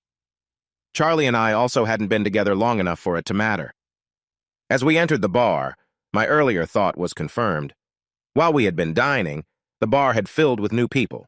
There were at least 2 men for every woman, and with so many attractive women at our table, it didn't take long for attention to shift towards them. When the music started, I asked Amanda to join me on the dance floor. We moved together easily, as if we had been dancing partners forever. Both of our parents had strongly encouraged us to take dancing lessons when we were younger. We were enjoying our third dance when someone tapped my shoulder. "Sorry," I said without turning around, "but I'm not giving up my wife to you." I hoped Amanda wouldn't mind me borrowing a line she had used before. "Wife, huh?" Amanda said as the person who interrupted us backed off. "Well," I replied, "since we haven't worked out the divorce yet, I thought it was fine. Besides, it simplifies things." "I'm okay with it," she said as she moved closer to me for our first slow dance. Slow dances can feel like a magnet for attention, especially in a room full of young men eager for fun. I had to politely turn away a few more admirers during that song. However, when several people started approaching us together, one to catch my eye while the other tried to get close to Amanda, I finally had to put a stop to it. Instead of a light touch this time, one of them grabbed my shoulder and tried to pull my attention away from Amanda. I turned quickly and grasped his hand, twisting it back. Within moments, he was kneeling and asking me to let him go. Digger, noticing the commotion, rushed onto the dance floor and headed towards the man bothering us. "Protect Amanda!" I called out, and he immediately turned to get in between her and his friend, sitting down protectively at her feet. "Now, my friend," I warned, "just a little more pressure and you'll regret it. You have two choices. I can break your hand and you can go to the hospital, or you and your friend can leave the dance floor and let everyone know my wife is not available unless I say so. If they do ask, it's up to her to decide. This applies to the partners of my friends, too. Even though you grew up with a lot of privileges and your generation often feels entitled, you need to understand that some of us still value respect. The only way your friends will get a chance to dance with our ladies is if you show respect to the men around you. Do you understand what I mean?" "I'll get back at you for this," he said through clenched teeth. I felt a small crack as I gently pressed down. It was just a finger, but he winced in pain. "That's the first," I said. "There are more joints to go if you keep making threats. So do you understand your choices? It's simple. You can either go to the hospital, which seems unlikely now, or you can talk to your friends." "I'll talk to my friends," he said quietly. "That's a smart choice," I replied, loosening my hold so he could stand. Only then did I realize he was quite a bit larger than me, standing a few centimeters taller and weighing more than I did. "Rory," I said to the man behind him, "can you please check his pockets and hand me his wallet and driver's license?" "Unai Dexter," I called without looking. "Can you help with his friend's wallet?" I knew he would be there to support me. I avoided using their real names to prevent any trouble from this encounter. "You can collect your licenses at the front desk on Monday," I told the young man. Leaning closer, I whispered, "I like to know the names of those who threaten me. It helps me keep track of my enemies. I think it's polite to send condolences to their families, too." The rest of the evening went smoothly. There were no more interruptions, and the young men politely asked each person at our table if they could dance with the ladies. We appreciated their good manners and left the final decision to the women. The ladies with Tommy and Rory were ready to dance and took every chance offered. Even Rory struggled to keep up with his 3 dance partners. Tommy, on the other hand, found himself caught up in slow dances, though it was not very easy for him. Ron's wife, Rita, chose her dance partners carefully and returned to the table when the slow music began.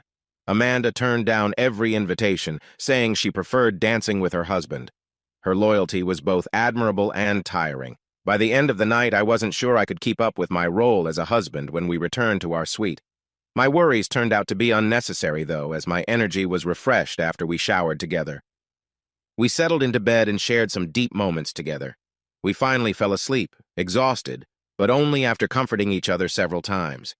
Even though I'd only slept a few hours, I woke up at my usual time the next morning. After taking care of personal tasks and a quick shower, I got dressed and put on my disguise before taking Digger to the car park for his morning routine.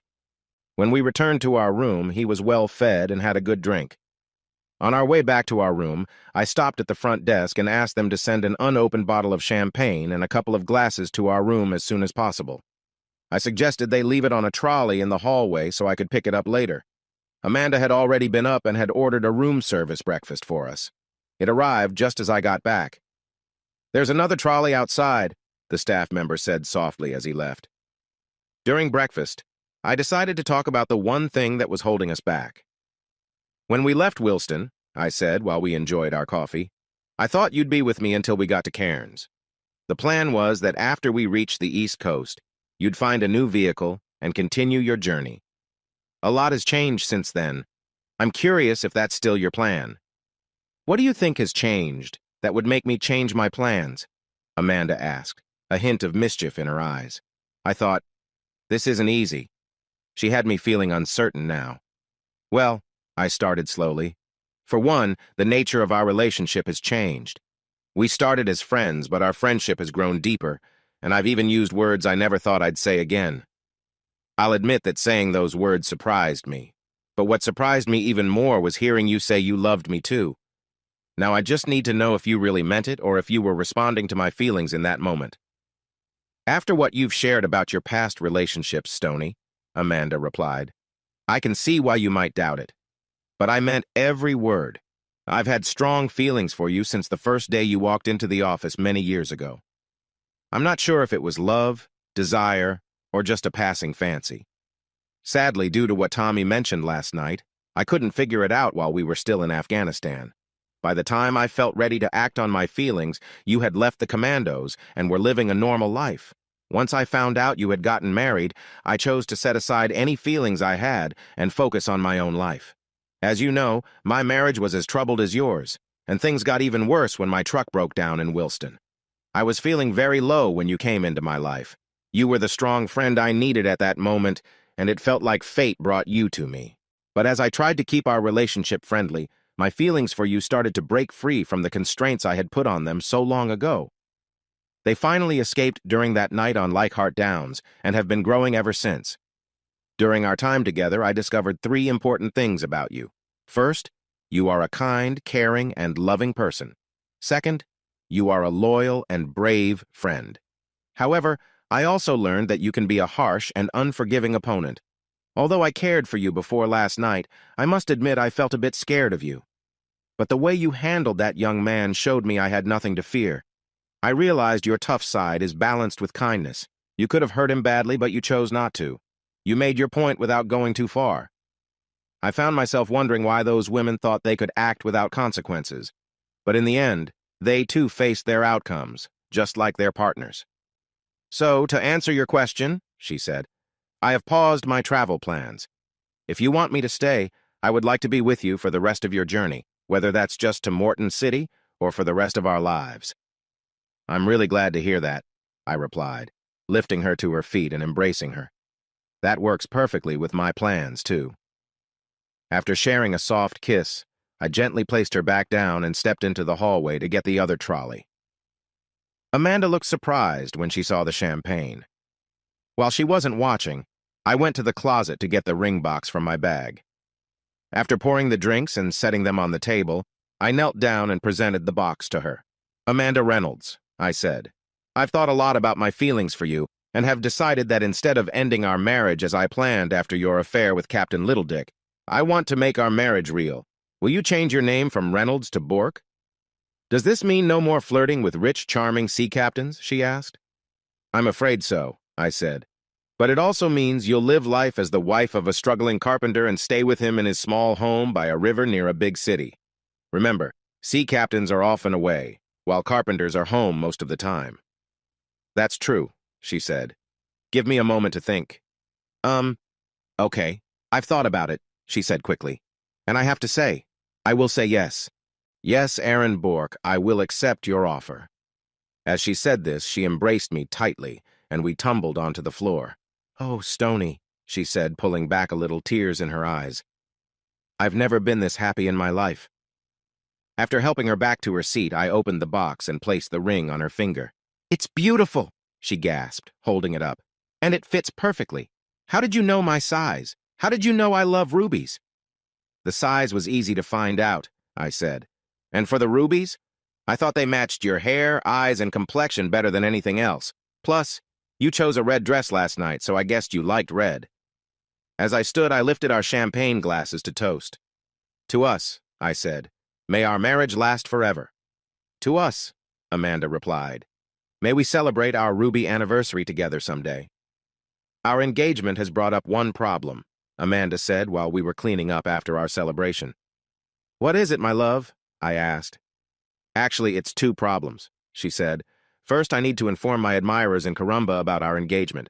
I'm not sure how to tell Captain Littledick and the others, and poor Bob in Willstown will be heartbroken. Maybe Rory can help with the announcement in Corumba, I suggested. I'm sure he can find a gentle way to let them down, and I'm sure Sergeant Pike can tell Bob. And the second problem? How do we tell Tommy? He was very interested in me. I just hope he doesn't do something foolish like asking one of his friends to marry him. If Tommy can think straight after spending last night with 3 of his friends, I'd be surprised, I said. I'm sure he'll be fine. He's not the type to go off and join the army or anything. Besides, that group doesn't exist anymore. At least not in the same way. I know because I checked before planning my trip. Looking back, I'm glad they're not accepting older guys like me. I would have missed out on seeing you if I had gone to a different city. We didn't mention our engagement when we went to lunch. No one seemed to notice Amanda's ring while we relaxed by the pool that afternoon. It was only when we were in the dining room that night that one of Tommy's friends spotted it and made a comment.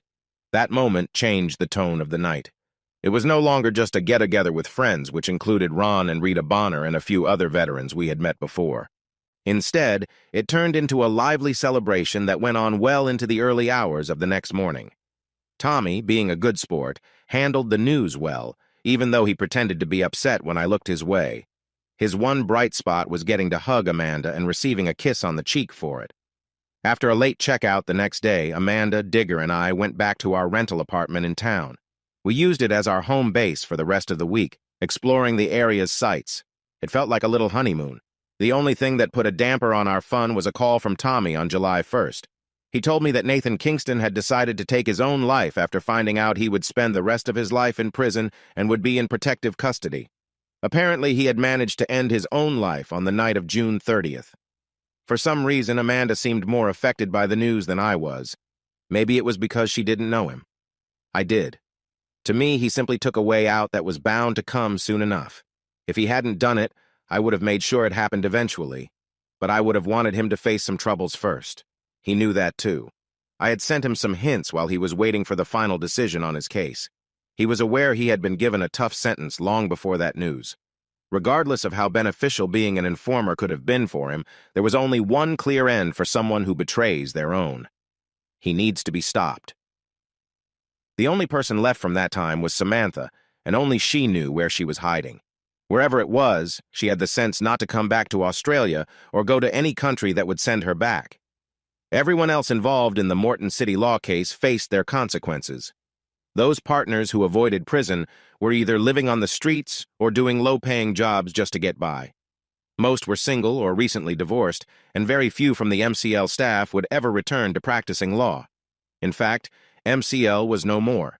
It was only mentioned in legal discussions as a warning about how not to run a law firm. Many police officers were involved in the fallout from Kingston's misguided actions against me. The state police had to look over their structure and eliminate at least one rank of commissioned officer. The federal police took it further and got rid of all lower management ranks. As a result of this, judges were also removed from their positions, and some members of state and federal crime commissions were investigated for their actions. Eventually, 3 states started inquiries into their police services. These investigations are ongoing, as are my claims against them. My lawyer, Tony Marino, keeps reminding me that I shouldn't expect a quick resolution. It's unlikely any settlement will come until after the inquiries finish. He also finds it amusing that the longer they delay settling with me, the larger the settlement will be. Of course, he is pleased because that means he will get a bigger share too. Amanda and I left Cairns the following Monday, and after taking a relaxed 13 days to travel down the coast and enjoy the sights, we arrived in Morton City on the afternoon of Sunday, July 17th. I had told Mike and Carla Slade about my upcoming return ahead of time so that Carla could prepare the house for us. "This is the little cabin by the river?" Amanda asked as we turned off the road at the entrance, and I stepped down from the truck to unlock the gate. "I think you might have called it simpler than it is," I replied, even though she couldn't see the house from where we were. "What does Warragunya mean?" she asked as I got back in the truck, and we drove up to the top of the hill that hid the house from view. "It's the local Aboriginal term for little cabin by the river," I explained. "Little cabin by the river, my foot." She laughed when the house and garage came into view. She playfully hit my arm. "That's a huge place." "Cabin, mansion, tomato, I answered. "I built it with my own hands, so it feels like home to me. It's cozy. Plus, you can only sleep in one bed at a time. I built it with a family in mind, but that never happened. At least with you living here, I can invite my friends. I only had a few over for a barbecue once, but Sam wasn't a fan. She thought they brought the place down. Charlie met a few of them, but she didn't stick around long enough to really know them. And even though I cared about her, I never felt comfortable introducing her to my friends because she was a police officer. She always wanted to know everything and mixed up her personal and work life. Some of my friends who saved my life didn't need that kind of attention, and that's what she would have done. It meant I had to keep some things hidden from her. Of course, she had her secrets from me too, and I got that. It was part of her job. But when she got close with Hamlin, the secrets became too much. Once I found out what they were, I knew we had no future. With you, it's different. You know who I am, and even if you don't realize it, you already know many of my friends. So there's no need for secrets between us. After bringing in only our bags from the truck, I showed Amanda around the house. Carla had done a wonderful job getting it ready for us, and even made a pot roast. Just as I had done with Kate, I offered Amanda a choice of rooms in case she wanted some space while she thought about her future and her acceptance of my marriage proposal now that she was back. "You're so kind, Stoney," she said as she placed her duffel bag on my bed. "But we've shared our sleeping arrangements for so long now that I don't think I could sleep alone again. Besides, you've both helped and changed my life. Your punishment for that is that you have to deal with me for the rest of your life." This was where Amanda stood apart from other women I had known. She was fully dedicated to us. Her commitment showed in the weeks that followed. 2 weeks after moving to Warragunya, she decided to sell her apartment. Unlike Kate, she was not keeping a backup plan. She was all in, just like I was. A few weeks later, she ended the lease on her storage shed and brought her collection of furniture, clothes, and personal items to the farm. Her furniture fit perfectly with my style and helped turn my place into a lovely home. What really set Amanda apart was her ability to recognize nearly all the men in the painting in my office. This created a connection we hadn't had with anyone else who had lived here. At first, my family was a bit uncertain about Amanda, but they quickly realized she was different from other women they had known. Once they understood she intended to stay for the long term, they welcomed her into the family. One thing that helped them warm up to her was learning that it was Amanda, not me, who wanted a prenuptial agreement. She wanted to protect me from any misunderstandings if things didn't work out. I had shared what I had done for Kate, and she embraced the idea with a few changes.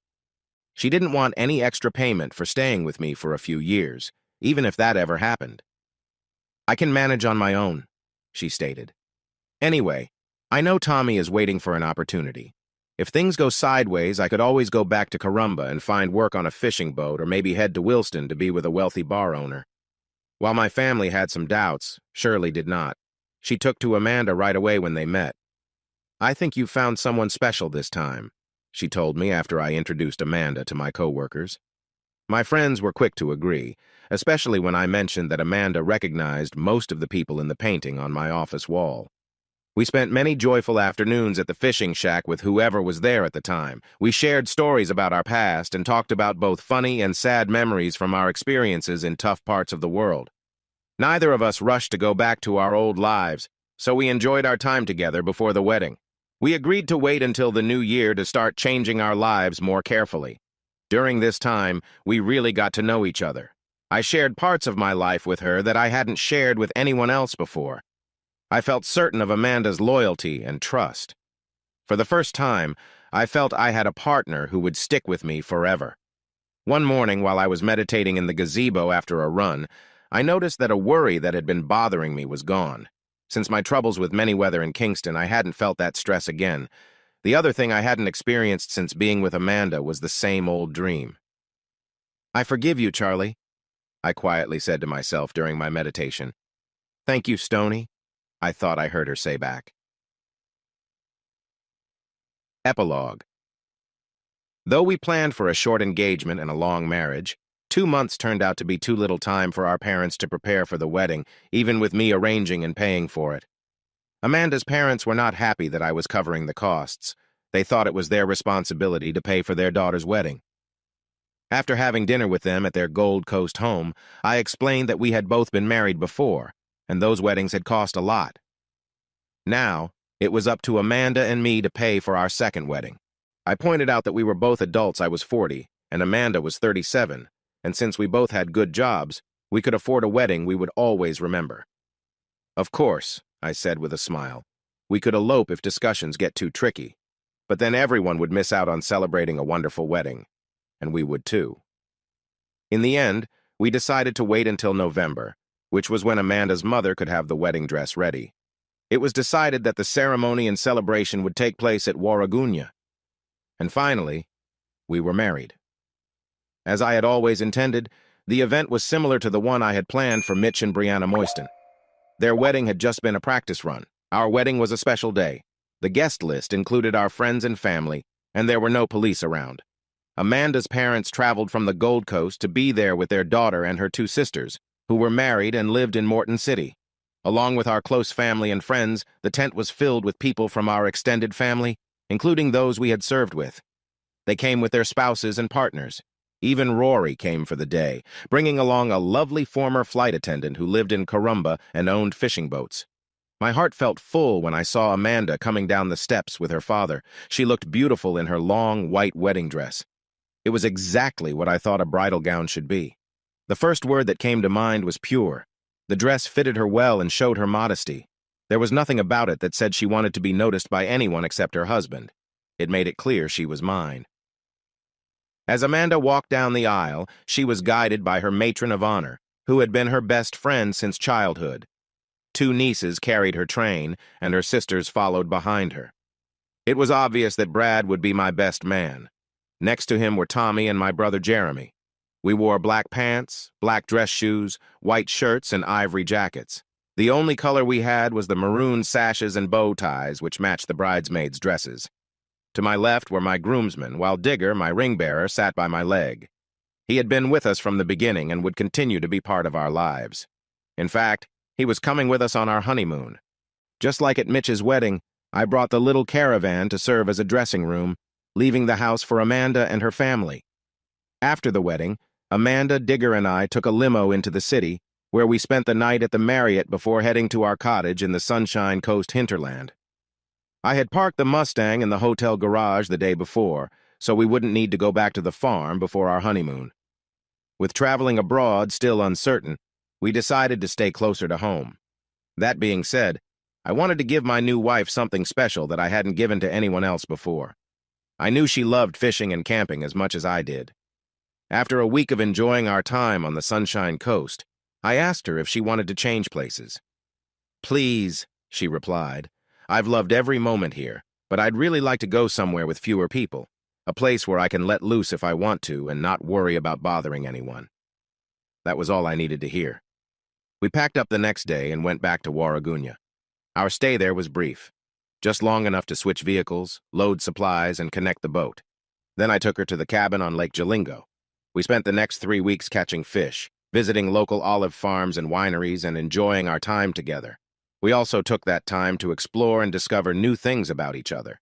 By the time we left, we had let go of many of our reservations. Other than when we were on the lake or going into town for supplies, we felt free and relaxed. We had planned to stay at the lake for 2 weeks, but we loved it so much that we extended our stay by another week. We returned home just in time to unpack and get ready for the busy pre-Christmas season. Despite our late wedding, we knew we wouldn't have as much time as we wished to prepare for life back to normal in the new year. However, we had done most of the planning, so we weren't too concerned. We were living by our own rules now, and we didn't worry much about what others expected. Amanda decided to follow my lead and set herself up as a consultant instead of going back to her old job. Using the office I had set up during the lockdown, she planned to work from home while offering her cybersecurity services to her former industry. She had already talked to her old boss, who was happy to bring her on board. They had set up a meeting for her to speak with the directors after the holiday break. I would return to the Phoenix Constructions office on January 3rd to catch up with any changes that had occurred while I was away. This would help me be ready when the teams came back to work the following week.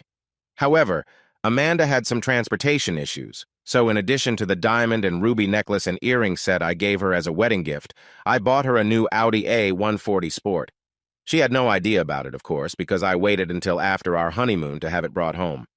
The shiny white car was parked in the garage, where other cars belonging to the other 3 women in my life used to be. I arranged the delivery through Tommy, who was the only other person besides Amanda and me with full access to the house and garages. Our cleaning lady, Carla, only could get into the house. Amanda found out about my surprise when we returned from the lake and saw a large envelope on the kitchen island with her name on it. Inside were the ownership papers and 2 sets of remote keys for her new car. "I don't suppose you know anything about this?" Amanda asked, raising an eyebrow as she opened the envelope. "Me?" I asked with a smile. "I think you should ask Santa about this. He must have dropped it off while we were away. I may have mentioned to him that I didn't want my wife showing up for her first business meeting in a car that looked like she needed a job, but the rest was his idea. He believes in what Buddy Kane said in the movie American Beauty: to be successful, you must look successful at all times." "And what did he get for you?" she asked. "You," I replied honestly. "Okay," she said. "I'll take the gift. But tell Santa next time. No more expensive surprises. I didn't fall in love with a rich former criminal." Alleged former criminal," I corrected her gently. "Whatever," she continued. "I didn't fall in love with a rich alleged former criminal. I fell in love with, how did Tommy say it, a handyman who lived simply in a camper trailer by the Morton River. Truth be told, I fell in love with a brave soldier who walked into my office one day when I was stationed in Afghanistan. I lost you that time, but I won't lose you again." After agreeing to her request for no more lavish gifts, Amanda stepped into my arms and kissed me. Even with all the love we had shared, this kiss made everything else stop for a moment. I felt like time paused just for us.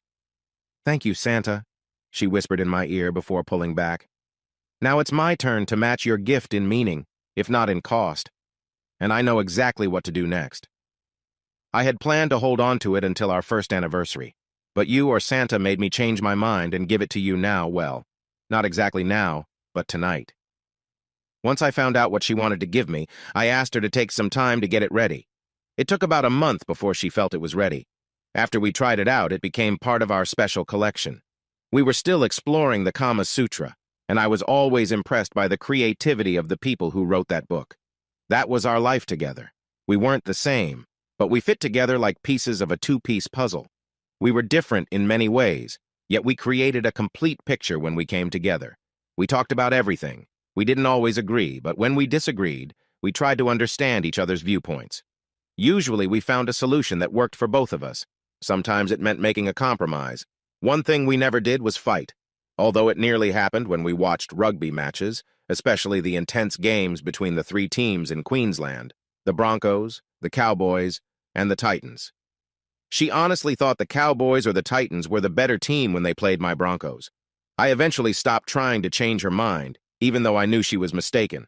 It was the one topic where we couldn't find common ground, yet we always agreed when it came to the state of origin matches between Queensland and New South Wales. We proudly supported our home team. "I think you found yourself a keeper," Shirley's words echoed in my mind as Amanda and I sat sipping champagne on the rooftop of Tommy's mansion. She was in my lap as we watched the New Year's Eve fireworks light up the sky over Morton City, welcoming 2023. But we weren't just celebrating the new year. Amanda had just told me she was going to have our first child. Was Shirley right? I wondered as I held Amanda that night. Could my worries about an unhappy future truly be over? Is there a chance for a happy ending to my story? I guess only time will tell. Hey everyone! Thanks for watching. Don't forget to subscribe and turn on notifications so you won't miss any of the exciting stories we have coming up. What do you think about the characters in this story? Let us know in the comments. We'd love to hear from you.